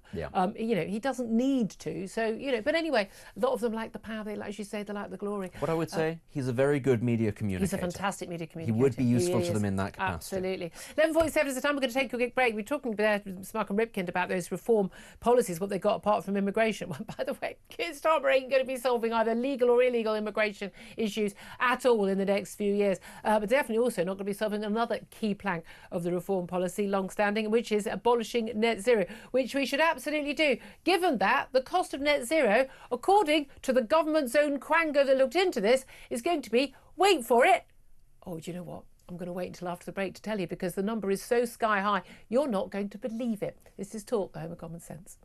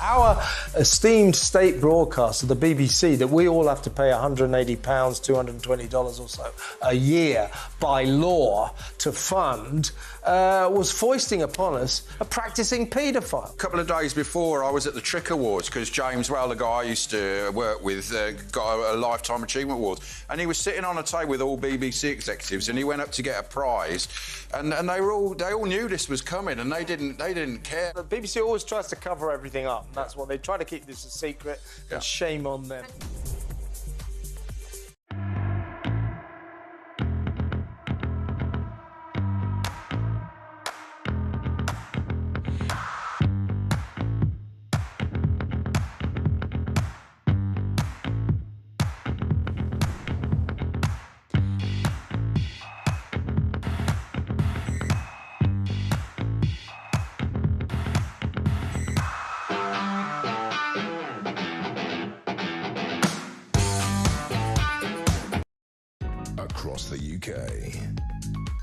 on DAB+,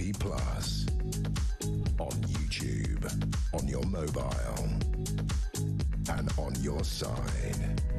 This is Talk.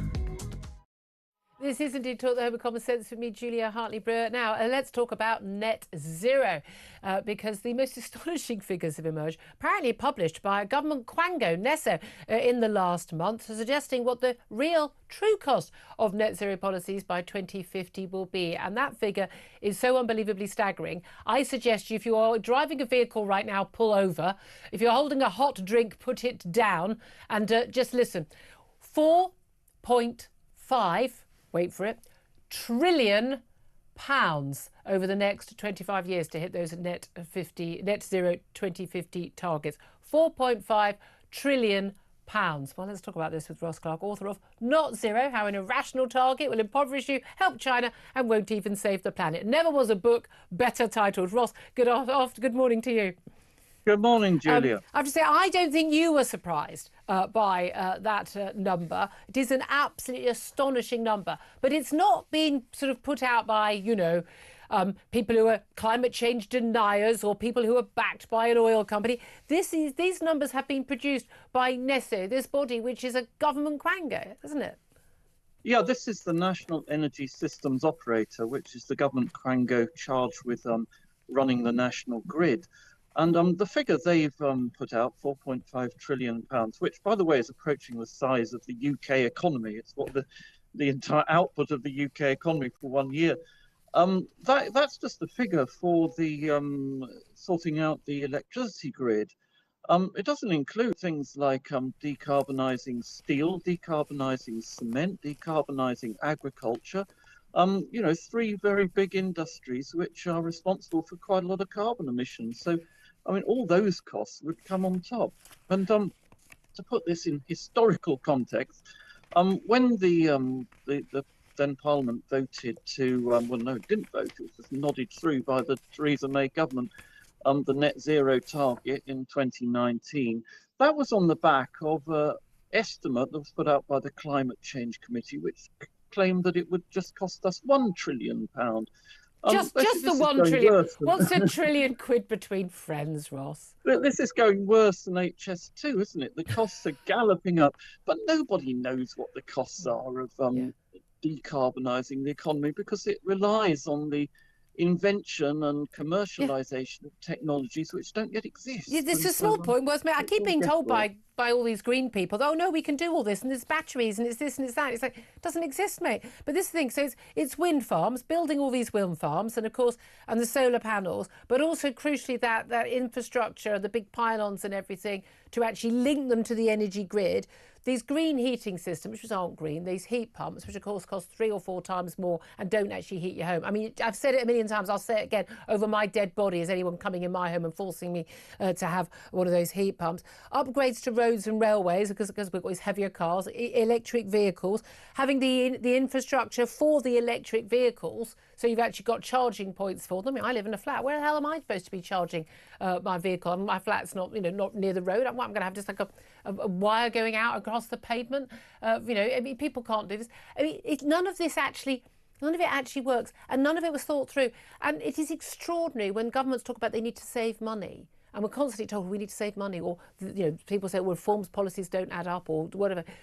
But just getting rid of net zero, literally flicking your finger and get rid of net zero policies, you are talking about tens of billions of pounds suddenly available that are being spent on nonsense right now.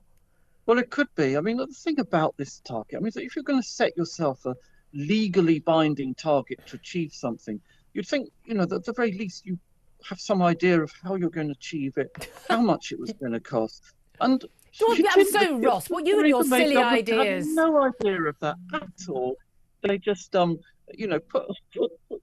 through this target, and we ended up beholden to it. And what's going to happen? We're just stuffed really until the.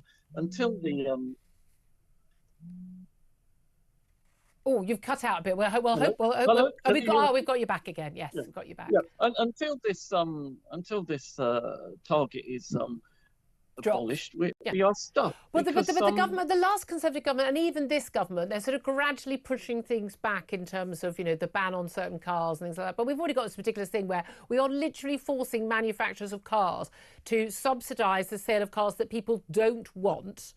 They don't want electric vehicles, and charging extra, and they're being fined like like thousands upon thousands of pounds for every car they sell us that we do want.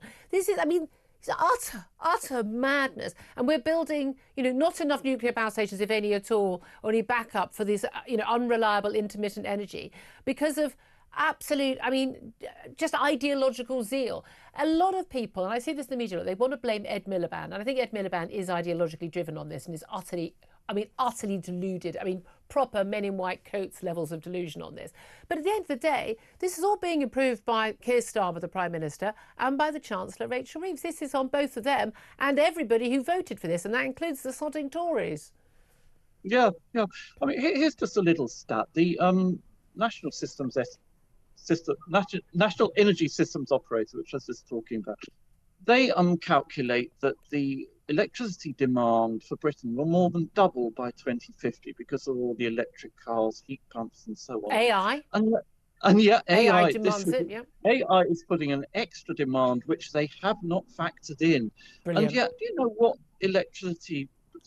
UK electricity production in the past 25 years has decreased by about a quarter?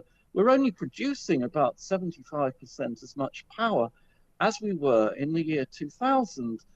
And yet we need more power. We're importing about 1 in 7 kilowatt hours of electricity used in Britain is now imported. But we're Ross, becoming more reliant. The world is a very safe place now. There are no threats from Russia or anything like that. So that won't be a risk to us, will it? I jest. No, absolutely not. But this is the thing. We are on every conceivable front. But at the same time as pushing this policy, we want to be at the forefront of AI. We have some of the highest energy costs in the whole world.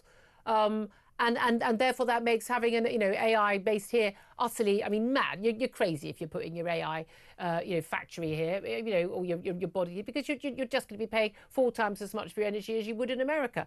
It is just extraordinary. The only answer is to drop it all. But by the way, the government has meanwhile got more policies. They're going to be pushing apparently for a ban on petrol and diesel lorries. They're considering in the next net zero drive. And again, that's going to be an absolute disaster. It's going to put the prices up for everybody. They're more expensive. They can't go as far. Massive extension to the time when they can't be on the road. But also, we've even found within government, the government ministers are already getting angry with the fact that they have to have, sometimes they get the electric vehicles, which can't guarantee them a trip from London to Birmingham and back on the same battery. This is all just pie in the sky stuff. Yeah, well, the electric lorries are a particular worry because the thing is, you put an electric vehicle compared with the petrol diesel equivalent, it is much heavier.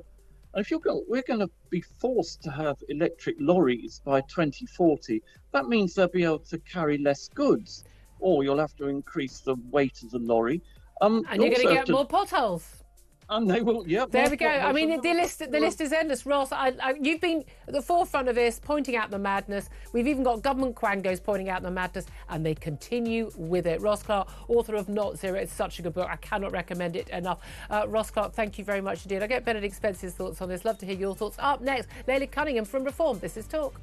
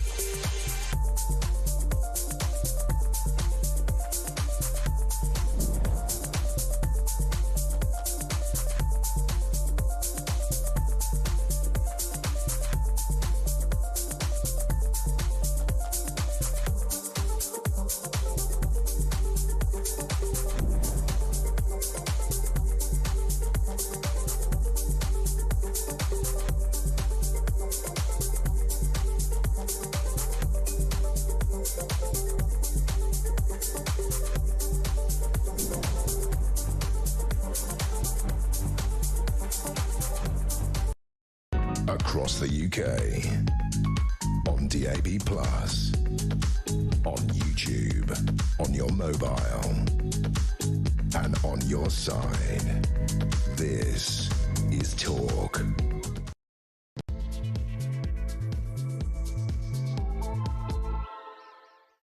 Very good morning. So good afternoon. Welcome back to the show. It's 2 minutes past midday. This is Talk, the home of common sense, and I'm Julia Hartley-Brewer. Whether you're listening on DAB+ radio or on your smart speaker, watching on YouTube or your connected device, it's fabulous to have you company. Lots to talk about. Lots of you getting in touch on all the big stories of the day. We've been talking about Iran. Should Donald Trump get involved to try and to help those protesters? At least 500, probably realistically in the thousands. We are seeing people being brutally shot dead by the Tehran regime. But should Trump take action? If so, what should he do? You're also getting in touch about the shock news in the last hour that the former Conservative Cabinet Minister, former Chancellor, just very briefly, and former Conservative Party Chairman Nadeem Sahawi has defected to Reform. Love to hear more of your thoughts on that. I know a lot of you are Reform fans. Do give us a call on either of those big stories or anything else you want to talk about. Yes, you know, you set the rules on the phone calls. 0344 499 1000 is the number to call. You can text the word talk in your message to 87222. You can get in touch with us on X at talkTV. You could also, of course, send us a message on WhatsApp. And don't forget, of course, that calls are charged at the national rate. Text cost £1, standard network rate message. Coming up on the show, we are going to be talking more about reform policies. Up next, going to talk to Layla Cunningham. She's set to be the next reform candidate for the London mayoralty. We're also going to be talking about whether or not Elon Musk X, could face a ban in the UK over AI bikini images. Ofcom launched an inquiry into those images themselves today. We're also going to be talking to an academic, Dr. David Harris. He was stripped of a university title after he did his job and criticised critical race theory. Not allowed, apparently, to actually, do your job of being an academic. Plus, the latest royal news. Prince Harry wants King Charles to open his Invictus Games when he returns to the UK. And apparently, guess what? Meghan might want to come back too. Can we have a referendum on that, please? Anyway, all that coming up. Do get in touch. Have your say on all the big topics. 0344 499 1000. Delighted to say, joining me still in the studio today on this miserable cold winter's day when I'm sure the sun isn't shining. I don't know whether the wind is blowing where you are, but I'm not entirely sure how much of the renewable energy we're getting today. But it's Benedict Spence, Conservative commentator, here to provide plenty of hot air. Yes, speaking of controversial returns, me and Meghan. Which do you prefer, listeners? Yeah, exactly. I've got to get your thoughts just before we go to our next guest about what Ross Clark was having to say. This extraordinary report from NESO. I mean, it's not a body we hear much about, but this is the National Energy System Operator. It's a government quango, which, by the way, the government they don't even know. They always say, how do we get to net zero? They've actually in the last year asked people to give them ideas on how to get to net zero. They've been kind of charged with part of dealing with this. 4.5 trillion quid. Question: do we have 4.5 trillion quid to waste on net zero? Oddly enough, no. Oddly enough, I'm not sure anybody has that kind of... I'm not sure they have any amount of money to be wasting on net zero. But, of course, in some ways, this is very reassuring to know that we are still the same superstitious animals that we have always been. We still believe in fairies, and we still believe if you just magically think of something in your head, you can make it happen and that the laws of physics don't matter. Net zero is a religious cult. I'm sorry, it flies in the face of so much established evidence, and for whatever other evidence people will come out about climate change, the actual process of getting to a completely decarbonised grid, it is almost completely impossible. Even if you had 4.5 trillion, it would be almost completely impossible, and it's not desirable. But, of course, in this country, even as the rest of the world abandons it wholesale, we're still sort of happily chugging along because we still believe in fairies. That's basically what it is. Well, one party that definitely doesn't believe in fairies, they've called it net stupid zero for quite some time, is Reform. Very much in the news today with that defection of yet another former Tory cabinet minister, but also in the news last week with the announcement of Reform UK's candidate for the Mayor of London. That job doesn't come free until May next year, but she's already started her campaigning. I'd like to say she joins us regularly here on the show. Before then, Layla Cunningham. Good afternoon to you. Hello, Julia. How are you? Very well indeed. Lovely to finally get you on to talk. Congratulations, by the way. A very good appointment. I think a lot of us were saying about this appointment in terms of you as a candidate. Good communicator. What do you make, though, of your party increasingly taking in what some people are saying are, washed up old has-been opportunist Tories to your party when you were supposed to be a party that was standing against not just Labour but also the Conservatives? I mean, I wouldn't call Nadeem washed up. He's had I didn't say you did. No, but I mean, I think it's unfair to call him that. He's had a very successful business career, very successful. And he was a cabinet minister. And look, what I think it shows, and it really does, is that the Tories are a sinking ship and they've lost all their conservative values. And you do recognise that there were people in the Conservatives like Nadim, who believed in business, who took a risk and was successful in business, and who believed that the Tories no longer represent that. He was successful in business. It was his business dealings that also caused him to have to, be sacked from office in 2023. Yeah, but I don't think any wrongdoing was found. He has been very successful, and I think he recognises that Reform is the party for business. It's the party for Britain, and it's the party that's going to make this country as best as it can be, and that's why so many are coming over. But is there an element where there's a danger where a party that is supposed to be something different, if you take in, Nadeem Zahawi, Nadine Dorries and many other high-profile figures, that actually you just look like, the Tories with a different coloured rosette, in which case, what's different about you? I have one answer to that, and that is the leader. I think when we have a leader that the Tories haven't had actually since Margaret Thatcher, a leader that believes in the best for Britain, will do whatever it takes to prioritise this country, and has done in the past. And I think leadership counts for a huge amount. And I think anyone that comes over knows that Nigel's the leader, knows what he believes in, and that there's no one plotting to get rid of him, because we all believe in his leadership, what he believes in, and that's why people are coming over. The Tories haven't had good, strong leadership in decades. There's an element where a lot of people will still say about your party that it's a one-man band. And look, there are lots of other figures who are regularly out and about, including your good self, and of course, Richard Tice and Zia Youssef and others. But that actually, fundamentally, it's still, what Nigel Farage says is what goes. Is that sustainable in a political party that could feasibly be the next government? Julia, it's interesting you say that. Nigel is the leader of the party, and I think people have forgotten what leadership means. Leadership means is that he sets the vision, and we're all very happy to follow the vision he sets. And I think why people don't recognise true leadership when they see it is because we haven't seen it in such a long time. We've seen so many different messages coming from the Labour Party or the Conservative Party because they haven't actually seen a real leader in where everyone in the party follows them and believes in their conviction. And so we are more than happy for Nigel to lead us, and we're more than happy for him to take a lot of the attention, because he is the leader of the party, and we have so much to thank him for. How much do you think is your party? How much are you prepared for? I mean, the avalanche, we're talking earlier, the tsunami, mixing different metaphors of barriers that are going to be put up if you did get into power. Let's assume Reform get a big majority, they're in power. But then you're facing basically, an awful lot of sort of, mainstream media. You're facing the lawyers. You're facing all the other parties trying to make sure you fail. You've got the civil service. We've had a load of civil servants apparently saying over the weekend they would resign rather than working for a Reform government. I think you'd probably say at that point, well, bye-bye, shut the door on the way out, as I would say to civil servants who think they should get a say over who their political masters are. But do you think Reform is, with the help of Zia Youssef and Danny Kruger and others, is Reform going to be prepared to deal with the huge number of barriers from, I suppose, entrenched organisations and people to stop you from doing what you want to do? Yeah, of course we are, and we're ready for it, and we expect it. And Julia, just to put that into perspective, you have civil servants who are saying that they will go against an electoral mandate. We would have been elected into power, and you have civil servants actively saying that they will go against an elected government. And that is the problem. We are run by civil servants who have a different political agenda and different political priorities to the people that vote. So what are you going to do about it? I mean, we know that. Tell us something we don't know, Layla. Well, I mean, we have political parties that are allowing that.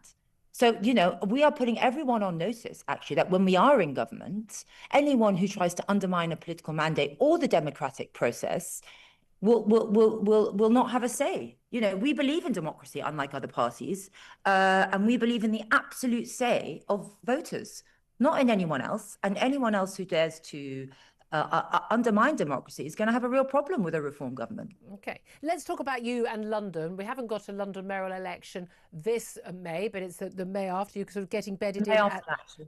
Oh, it's the May. Okay, long way to go for us London voters. I was quite surprised by the reaction to the news that when you were appointed, and this was announced last week. I personally hadn't realised you were Muslim. I'm largely the view. I'm not really that interested in people's religious views unless they choose or status, unless they choose to tell me it. But you were facing quite a lot of criticism, people that they didn't want. They said, quote, another Muslim mayor of London, with Sadiq Khan, of course, the current Labour mayor, being a Muslim. What did you make of that response? I mean, some of it was shocking, other bit was understandable. I mean, I think they see a mayor who has worn his religion very openly.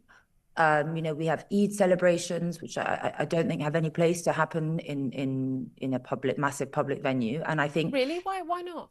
Because I think we must all come under a civic, public values of Britain. I think everyone's allowed to celebrate their faith and their traditions privately, but the civic public values and traditions must be British, or else there's confusion and we lose our cultural identity. And I think that's what people feel that in London. People feel that their cultural identity and their values and the way of life in some parts of London is not the same. And perhaps they lay that blame on Sadiq Khan. But I don't want to be known as a Muslim mayor, a Muslim candidate, an Egyptian candidate. I'm British. And that's why perhaps you never knew I was Muslim, because that is a private matter. And it's never something that comes into my politics, because Britain and London is my number one priority, irrelevant of whatever faith I follow or whatever faith anyone else follows. Do you think Sadiq Khan's faith, and I was understood to believe that he was fairly wore his Islamic beliefs very lightly, not necessarily secular, but very lightly, that his Muslim faith has impacted and affected his policy making in London? Well, I know that, people don't like Ramadan lights in the streets. And you know what? I can accept that. As again, it's not a Muslim city. We want to celebrate Judeo-Christian holidays. That is the basis of Britain in London, the capital of the United Kingdom. People don't want to see Eid celebrations. I'm intrigued by this. I'm an atheist, so I'm just not that bothered either way. I mark the I suppose the Christian holidays because they are the national public holidays of this country. Now, frankly, I'll do anything. If it's got fireworks and chocolate and alcohol, I'm in, frankly. But I think the objection lots of people have is not say that there will be Eid that is celebrated or a Jewish festival celebrated. What people would object to is when the traditional British Christian festivals are ignored or downplayed when other festivals of other minority religions are promoted. Isn't that what people object to more? Well, that is kind of what I'm saying. I'm saying, we have to celebrate, like you say, the bank holidays, British holidays and British traditions. And I feel that has taken a back seat in London. If I was mayor, I'd have the British flag flying everywhere. I wouldn't be ashamed of it, because for me, British flag it's what unites us, and it unites us against the greatness of Britain. That's why people come here. That's why people choose to move to London. Would there be politics in the New Year's Eve fireworks? Would you promise us that? No more politics? There'd be a celebration of everything that makes Britain Great Britain. That's what it would be. But we're told by Labour again and again, including by Keir Starmer in the last week, that one of the things that is a great part of Britain is our diversity. Yeah, listen, there's a reason why people come to Great Britain, and that's because we are very tolerant and are very accepting, but tolerance doesn't equate submission, right? And when you come to a host nation, you have to be ready to abide by the host nation's values and frankly love the country. And what we've had is the opposite. We've had people who have come and expected the country and the City of London to change for them. And the host nation to change for them, and that's not right. Okay, just finding out, you've been interviewed about the burqa. You've said you would ban the burqa. That's something I think Rupert Lowe had been calling for, something that Zia Youssef was opposed to. Why would you ban the burqa? I would ban all face coverings, because to me that is not an open society. It is not if you need to hide your face, then there potentially could be an element of crime. So I would like to see the Met Police treat every face covering as a reason for stop and search. I don't know who's behind that burqa, and I don't know who's behind a COVID mask or a face mask. So I want every face covering to be treated as stop and search. Okay, that works. I've got to be honest, that works for me. We're all nodding away here. It's interesting, your leader, party leader, Nigel Farage, this morning has said that he's not very keen on banning things. He says that was in relation to the talk that Keir Starmer is looking at a social media ban for under 16s. We've also got talk about banning X, Elon Musk, X, formerly known as Twitter, over these AI images, creating deepfake images of women in bikinis. It's also doing it to young children, to young girls. It's happened to me over the Christmas period. Should Elon Musk clean up his act? Should he face a ban? Listen, I think Elon Musk. No, absolutely not. I don't think we should ban X. And you know what's been happening with Photoshop on X can happen on many other platforms. I could do that on another AI platform and post it on Facebook and post it on Instagram. Where does it stop? It's obvious, the government obviously has a real issue with X. As I said, that's where real government failures, corruption, hypocrisy is highlighted in real time. And, it worries those that used to control the narrative and can't control it anymore. And that's why they want to ban X. Let's tell it how it is. It's not really for some AI generated. When they don't go after real criminals, they don't go after real sexual offenders, they let them walk free, and they're letting them in at the border. Yet they want to stop X because of AI generated photos that can be on any other platform. I would appreciate they'd have the same urgency of speed and action when it comes to dealing with grooming gangs as they do with AI images of young women. Just finally, must ask you, the Metropolitan Chief of Police has hit out at what he calls false claims online about the capital's homicide rates. He's saying, look, our murder rate is going down in terms of teenagers who are stabbing each other is going down, and this is not a dangerous city. What would you say to that? I say that's they're really gaslighting people now, because safety issue in London relates to crime as a whole. Yeah, London homicide rates has dropped. We've never had very high homicide rates in general. I mean, they're in the hundreds, luckily. It's a proliferation of phone theft, robbery, sexual assault, antisocial behavior. That's what makes Londoners feel safe. And just so you know, the investigation rate for homicide is about 94%. Obviously, we have some of the best. The Met homicide unit, some of the best in the world.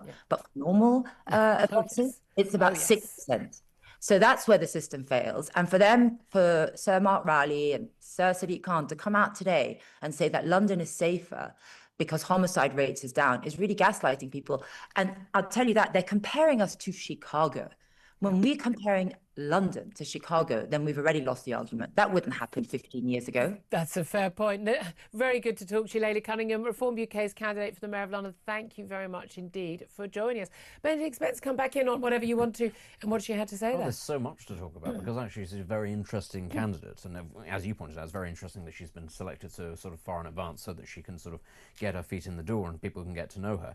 I mean, it's interesting, isn't it, talking about, the criticism she's had basically because she is a Muslim. And I actually think there's an additional element to this, which is that people, as much as Leila Cunningham herself does not play up her Islamic faith, there is a perception that in London you can only win if you're part of a minority. And I think what a lot of people resent is the idea that even if she doesn't play it up, Reform might have selected her because she is outwardly facing a sort of a metropolitan, very educated middle-class woman, but she's also a religion, part of a religion that has very large presence in the capital. And I think what a lot of people suspect, and it may not be true because I think she's a good candidate on her merits, but that she wouldn't have been selected if she wasn't also Muslim, and that therefore there has to be some little thing. Well, I don't think most people knew she was Muslim. No, I think a lot of people knew that she was Muslim, actually, when it was announced. I think that was one of the first things, and this is going to be... I was very shocked by the reaction of some people online. You know who you are. I think it was very unfair. I think genuinely, I think it was outright blatant racist. No, Islam is not a race. It is a religion. It is prejudice. Let's be very clear, because that is part of the way that is always... The Islamophobia laws around this country cannot be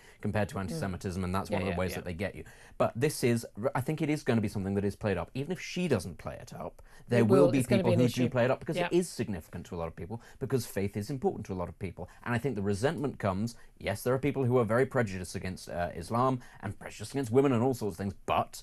It's partly because there is a perception that you can only win in London if you belong to some I minority. tell you what, having worked on my local paper, my training in East End of London, I'll tell you what, there's one thing that local so-called Muslim community leaders, self-appointed men, don't like. Yes, it's mouthy women. It's women with opinions. Well, uppity women or out of the house. who leave the house. Yes, who leave the house without their husband's permission. But don't worry, certain mosques who've approved the chief constable of the West Midlands would say it was absolutely fine to physically chastise your wife if she left the house without your permission. Yes, I mean, let's face it, it's a world a lot of you boys would like. But anyway, 12:20. Who are we kidding? 12:22 is the time. Up next, we're going to be talking about the latest woke insanity and unfairness. We're going to be talking to a professor who was a professor emeritus at a university, but he lost that title. Why? Because he did his job. That's Dr. David Harris. He's up next. This is Talk.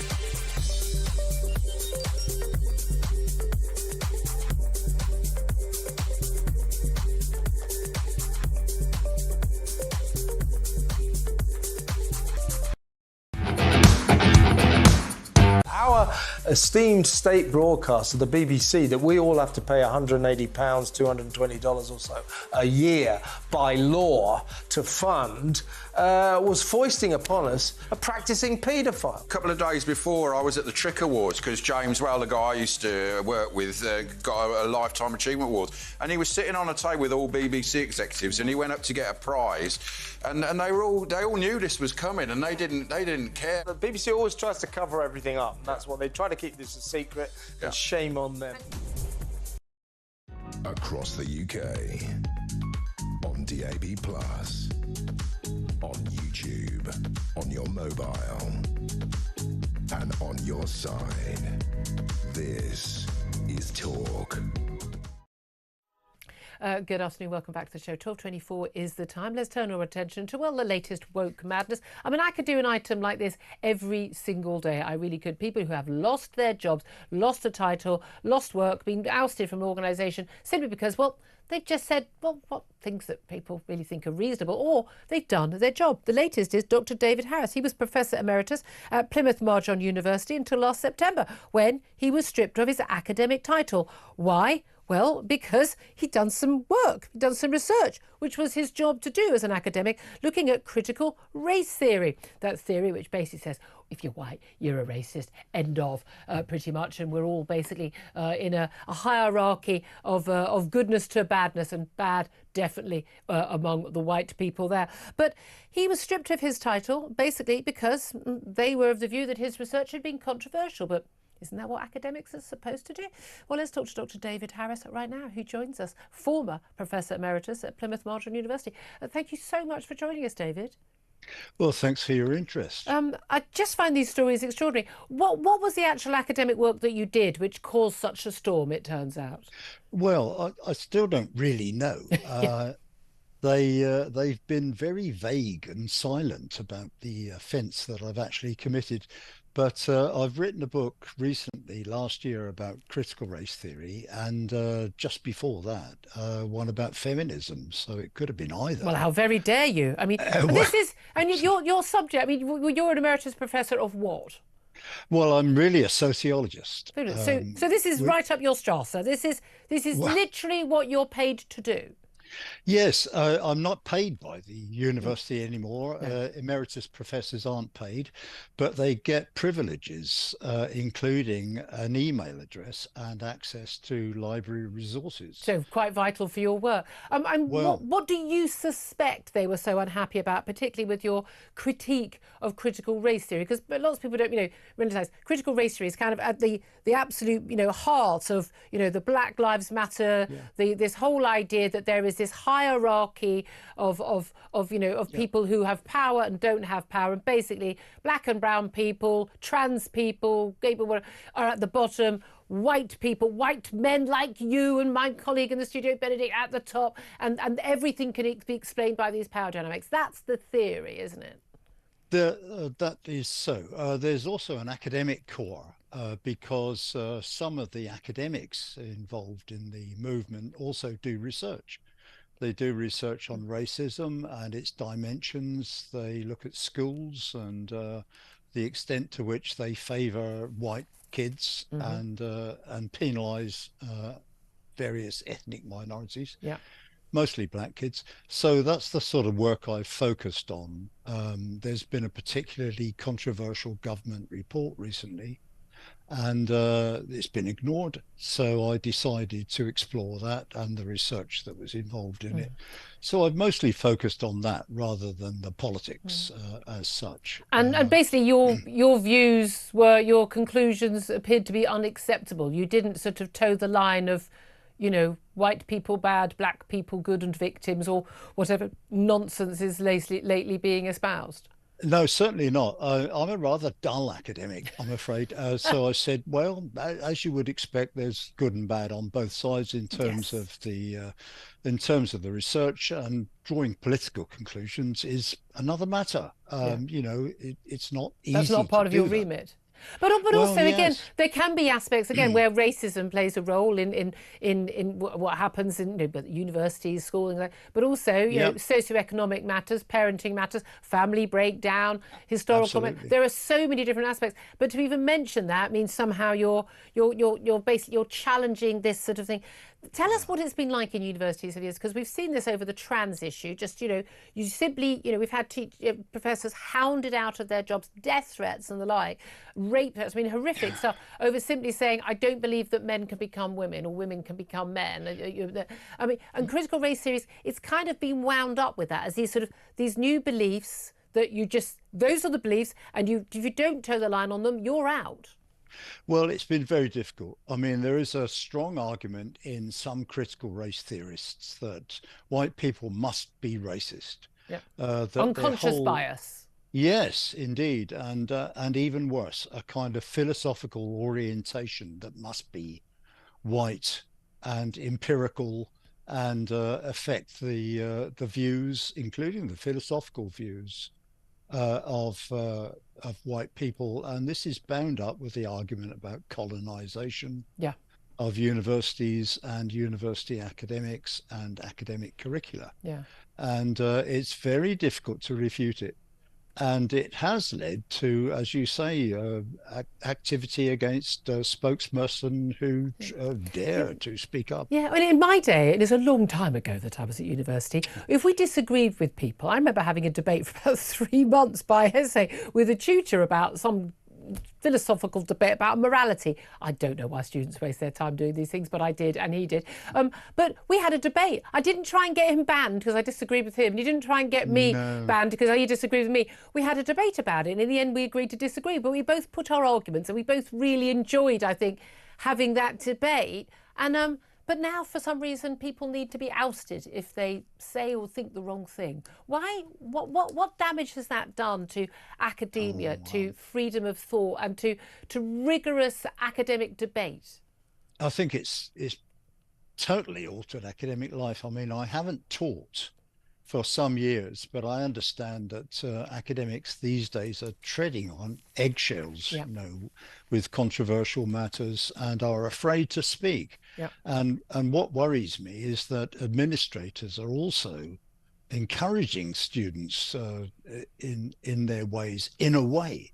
This is a very convenient way to get rid of inconvenient staff by using student complaints about them or for that matter, junior colleagues are also offended by everyone's unpopular offended. opinions. Yeah, Tell you what, they're going to hate you even more. You've been on my show. Well, I was surprised by the amount of hostility in my case. I got some access to some emails as a result of a subject access request, and the hostility and unprofessional sort of comments about me was astounding. It is extraordinary, isn't it? Well, you've had the backing of the Campaign for Academic Freedom. I have. Thank goodness. And we have got bodies like that, and I strongly support them. I mean, again, you don't have to agree with somebody to basically say they have their right to have their say. And if academics aren't allowed to give their views, I'm not sure that academia is going to survive much longer. Really appreciate you standing up for what what you believe in and speaking publicly about it. The more we know about these cases, the more we can try and tackle it. Former Professor Emeritus at Plymouth Marjan University, Dr. Tabor Harris, thank you for joining us. Very much. Thank you. Benedict Spencer, these stories, these aren't people going out to cause trouble. It's not someone going, I'm going to stick it up them. It's just like people doing their job, whether it's, students or professors, just doing their job of asking questions and investigating, doing research, writing a book. And they are facing, we've spoken to many, Connie Shaw at Free Speech Union, who basically got thrown out of, basically they tried to throw her out of university for voicing reasonable opinions. Men can't become women. And him about critical race theory. It's almost darkly amusing, because I remember when I went to school and the lessons of history we were always told, because it was drilled into us, the Nazis, the USSR to a degree, then back to the Nazis, then a little bit more USSR. Didn't you do a bit of Elizabethan? And you were told, oh no, there wasn't enough censorship then. No, but we were told constantly one of the great evils was the censorship, was the suppression. The Nazis burned the books, they kicked out the academics, all the Jewish academics, and then all the others, and the USSR did the same, and that Orwell had warned against all of this thing. And you're kind of thinking, this stuff was beaten into us almost, not literally, because you're not allowed to beat children anymore, but up to that point, this was what we were told. How is it then that people, because these are the same people who went through the same system, are able to have that mental disconnect when they go, oh, that was very bad, we mustn't repeat that, now I'm going to repeat it. Now I'm going to burn your book. Yes. I genuinely, and again, it's people being offended. If you are offended at university by someone having an opinion that differs from yours, you don't deserve at university, you're too thick to be there. It's really that simple, and you need to be told by the university authorities on that day, you can either lose your offence, you can either get over it, or you could pack your stuff and go home, because you are not up to this, because if you haven't got that academic rigour, you don't have any business being at uni. Again, keep saying this, but we should start. Can that be the new strapline? Not the home of common sense. I'm old-fashioned. I'm old-fashioned. Even old-fashioned values, like people being allowed to give their views, and then you argue with them. Thank you very much, Benedict Spencer. We're done with your views now. Now we're going to be telling you about how you could be in with a chance of winning a trip of a lifetime to San Francisco. Talk is giving away flights, a 3-night stay at 4-star Intercontinental Hotel, and £2,500 spending money, plus tickets to the Super Bowl to top it all off. Listen to how you can enter. For your chance to win, text TALK to 83338. Text costs £2.50 plus your standard network rate. Or call 0343 418 7260. Lines close 22nd January 2026, 4 p.m. That's when you'll need to answer your phone if it rings. 18 plus, UK residents only. This is a network promotion. Full T's and C's at talksport.com. So for your chance to win, text TALK to 83338 now. Very, very good luck. You don't want to miss out on that trip of a lifetime. I'm going to take a quick break. Up next, we're going to be talking about, threats to Elon Musk and X, threats to stop children getting screen time, you name it. We're going to be talking about that up next.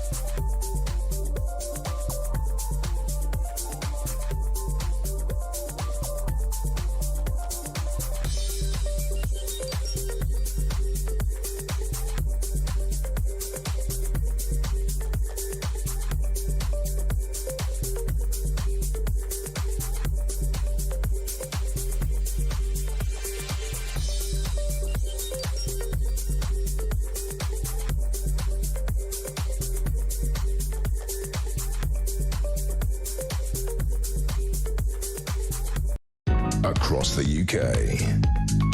On DAB+, on YouTube, on your mobile, and on your side. This is Talk.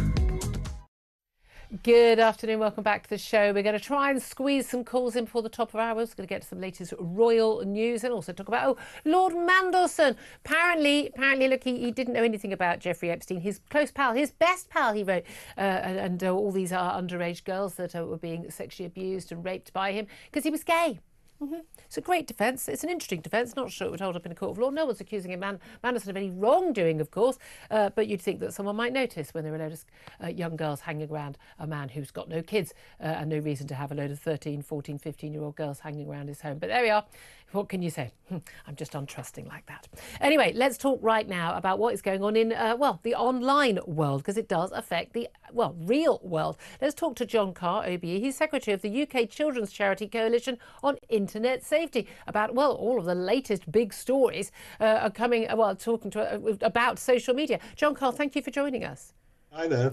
There are so many different stories today. I don't even know where to start. But let's just start, first of all, with Ofcom, who've announced today they've launched a formal investigation into X, formerly Twitter, of course, and their AI tool Grok, over it being used to create sexualised images of women and children. I just want to show you an image. I put an image out, myself and my husband, over my Christmas holiday in Thailand, and someone decided to try and unpixelate a picture of my husband, but they also decided to ask Grok to put me in a bikini. Interestingly, not my body, put me in nail varnish and changed my face as well, which was a bit weird. The whole thing is very, very weird. Now, I'm not sort of traumatised by that, because I could absolutely understand how maybe an 18-year-old would be, and I've certainly seen images where they put little girls into bikinis as well. Grok has done it at the request of users. Who's at fault there, and what should Ofcom, if anything, or the government do about it? Well, there's no question that Grok X has the technical capability to detect that kind of activity and stop it. And in fact, I mean, if you remember, what Elon Musk has done is he said, well, we're not allowing anybody who's not paying us any money to do it anymore, but you can still do it if you pay us a subscription. That's a completely inadequate answer. Now, the interesting... So it's okay to put an 8-year-old in a bikini, again, in a deep fake, if you pay money for it. I mean, I think we used to have a word for that. They did. They've probably got a new one now, but I know what you mean. And you're right, it's completely disgusting and unacceptable. But it underlines, the point is not just X, but all of these big online platforms, they're earning billions and billions of dollars. They're funding some of the richest, most powerful companies that have ever existed. And they've got a huge amount of technical knowledge, but they just don't, these things are not important enough. They're not a priority for them. And so kids suffer, and it's no longer acceptable. But this is the thing, isn't it? They constantly say, it's too hard, we wouldn't be able to stop it. There are billions of different images created all the time. We can't get involved. They have algorithms, they have the technology. They could stop this tomorrow if they really wanted to, couldn't they? Absolutely no question about it. And is it illegal? Is it illegal for someone to create a deep fake image that purports to be me? Or does Grok deliberately change my face so I can say, so I'm not bothered because it doesn't look like me, it's not my face. So I'm not supposed, so I can't then take action. Or is creating a sexualised image, and I think a woman putting out a picture in a dress and then being put in a bikini is sexualising the image against her will. Is that a criminal offence? It's not, apparently, and there is a bill in Parliament at the moment that will change the law, but apparently at the moment it's not illegal actually to create the image or to ask Grok to create the image or another AI tool, but you would be breaking the law if without the person's consent, and obviously it had to be the recognisable person, if you were to distribute it. Which is crazy, isn't it, really? Where do we draw the line, though, on this? Because there's a balance, isn't there, between people's freedoms, and that's where we also draw the line. We have a difficulty in drawing the line over social media bans. Now, Kemi Badenoch, possible, who knows, one day, future leader of the Labour Party, Andy Burnham, and a teaching union have come out today and said very clearly they think there should be a ban for access to social media for under 16-year-olds, in the same way that under 6-year-olds aren't allowed to do lots of other things in this country as well. But how do we? That's something I think I would support. I don't think that kids should be on social media. I don't think they should have smartphones at that age. But how do we do that without actually impacting what adults can do in the same way?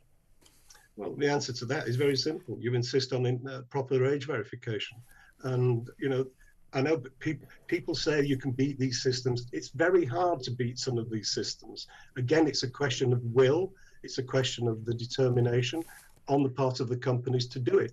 But we're going to see, I mean, Australia's, on the 10th of December, Australia introduced a ban on under 16s using social media. We're going to learn lessons from it. But it's quite clear there is a groundswell of opinion across the world. I can't think of a single country in the world where this debate isn't taking place. Yeah. People have had enough. And even if the science isn't all scientific research isn't already there, there's enough misgivings and enough common sense to tell us what's going on now is not acceptable. Something has to be done. We may not get it right first time, but doing nothing is not an option.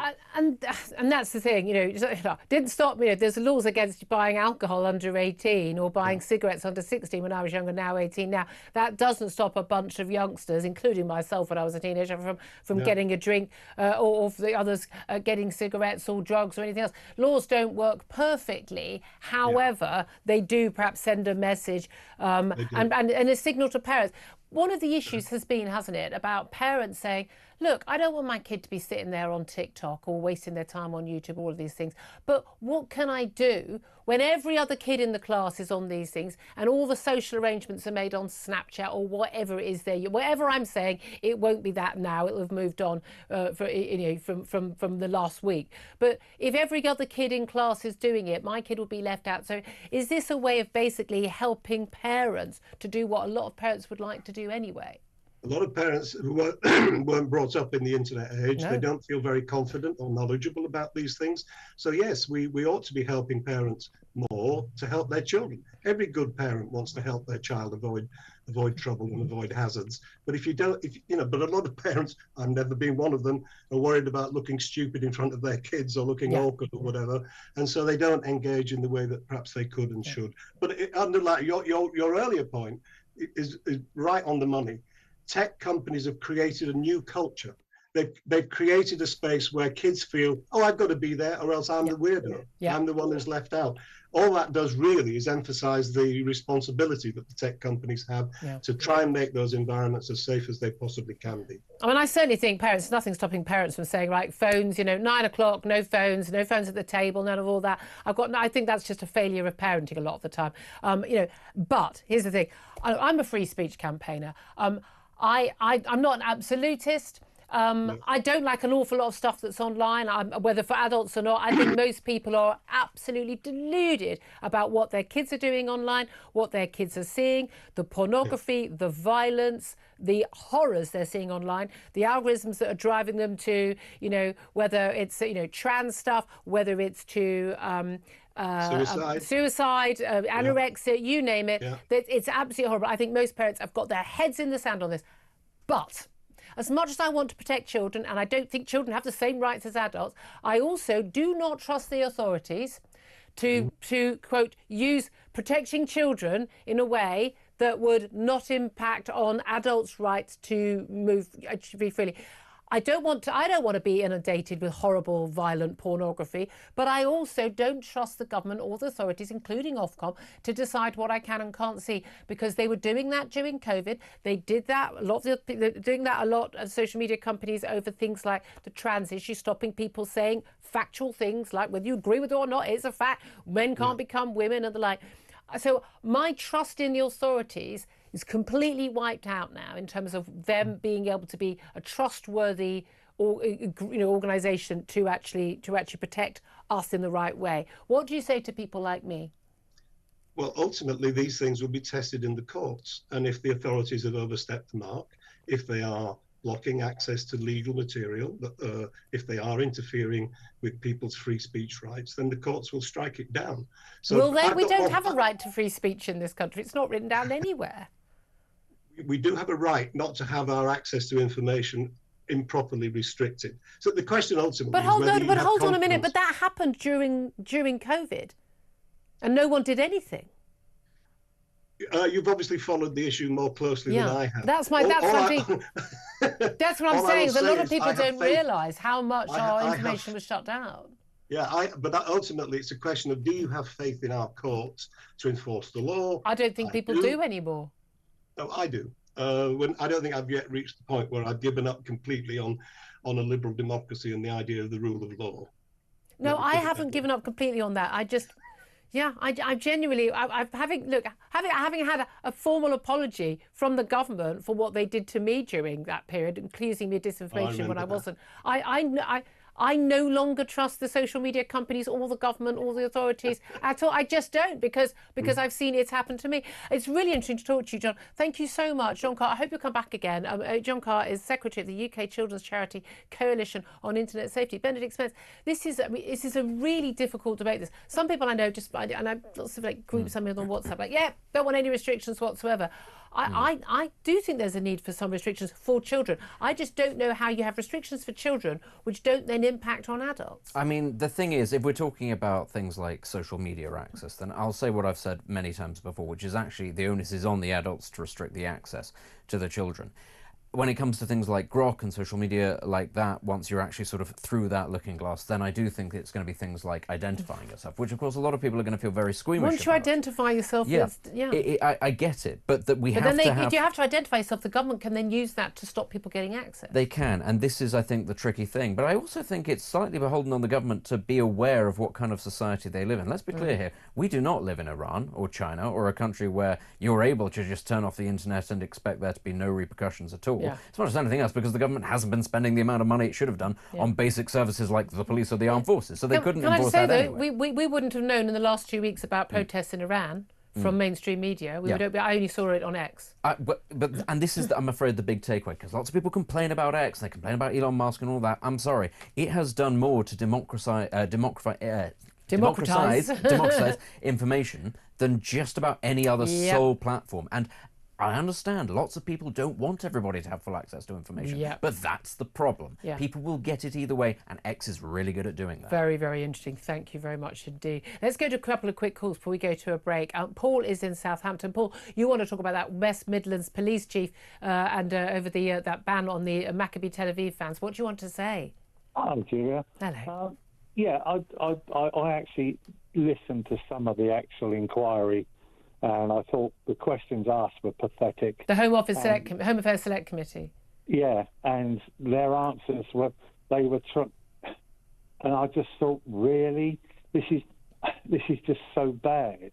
But apparently they're going to issue a report telling the Home Secretary that he needs to be fired. They were very gentle with him, but they know, they're sitting there going, this guy's lying.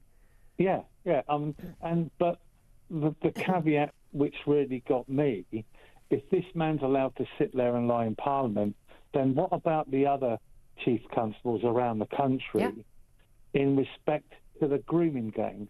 Well, in respect to everything. Inspect everything. If a chief constable is willing to lie about this and then lie about his lies, I, as far as I'm concerned, if I was a lawyer for anybody who's been put away while this guy has been chief constable, I'd be appealing on the basis that you can't trust anything this police body can actually say, because you can't trust. If the head guy is now a proven liar, and he is, then it's an unsafe conviction.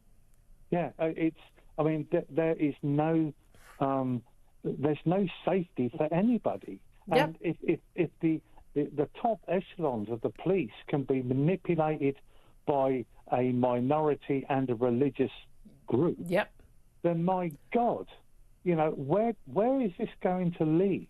Oh, I couldn't agree with you more, Paul. It's why we talked about it every single day since this story's come into the news. Paul, thank you so much. Let's go to Brian, who is in London. Brian, I'm going to have to keep this really brief because, as always, I'm way over time. But you want to talk about both Nadeem Zahawi coming over from the Tories to Reform, and also Layla Cunningham, who's the new Reform candidate for London Mayor. Hello, Julia. Layla Cunningham got a perfect, great vote winner for her, and that is to scrap the 20-mile-an-hour speed limit. Oh, God, yes. Yes. I meet a lot of people, and I've never met one that says 20 mile an hour at 2 o'clock down the Marylebone Road is a good. And it's not. It's a new tyranny of safetyism. Yes, yes. I don't mind 20 mile per hour around schools. Absolutely. I would say that's too far. That's too high sometimes at 3:30 in the afternoon. Well, you put like in America, you put loads of lights up, and you only do it during school time. Yep. There are ways to protect schools. Yep. But what they're doing is they're culling drivers. And there's 850 tickets in London last year. Yeah. That's 85 million to Khan to waste on it. Yeah, now, I mean, so it's no, I love that policy. We'll put that to. I'm gonna have to be really naughty. Call me again tomorrow. I'm gonna have to go. I've got to go to a quick break before we talk to Rupert Bell. Thank you so much for calling in. Love that policy. This is Talk.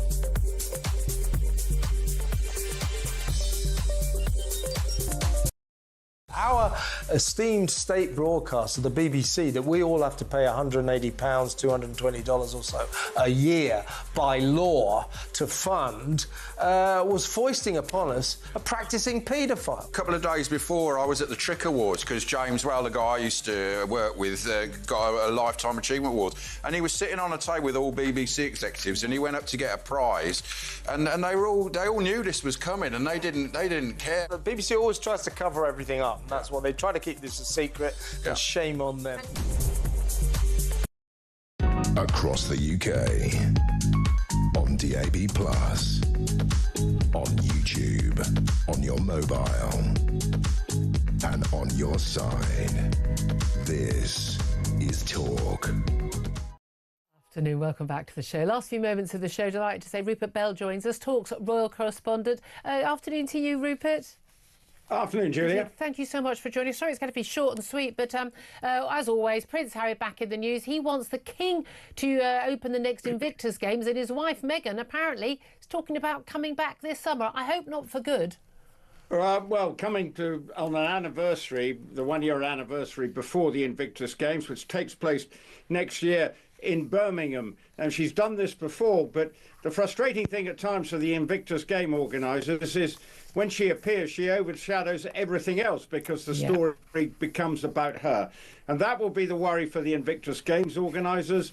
The King, the relationship with the King and Harry is at all times turning everything into a soap opera. And really, the Invictus Games, it's a distraction, this whole thing. So in many ways, you want the Harry and the King to have sorted out their relationship, because you would expect the King to go to something like the opening of the Invictus Games next year. It would be standard, almost normal royal protocols. That would, I mean, and that would be a good way. You know, it's something worthwhile. It's something that we all, we all approve. That was what we liked Harry when he set up the Invictus Games, isn't it? I mean, it is absolutely fascinating that it's still ongoing. I mean, it's interesting at the weekend we saw these reports that Prince William has basically hired a sort of a crisis management PR specialist to deal with basically all the ongoing fallout, whether it's about Harry and Meghan, whether it's about Prince Andrew, or the artist formerly known as Prince Andrew, and his relationship with Jeffrey Epstein. And none of this stuff is going away. Yeah, and this is the problem for the royal family. They have got to get on the front foot, but every time they try, the Andrew story seems to have another twist to it. He is, I think, definitely the low-hanging fruit, whatever you say. And Peter Mandelson's interview wasn't quite in the Prince Andrew class yesterday, but you feel he was, there were some similarities, you feel.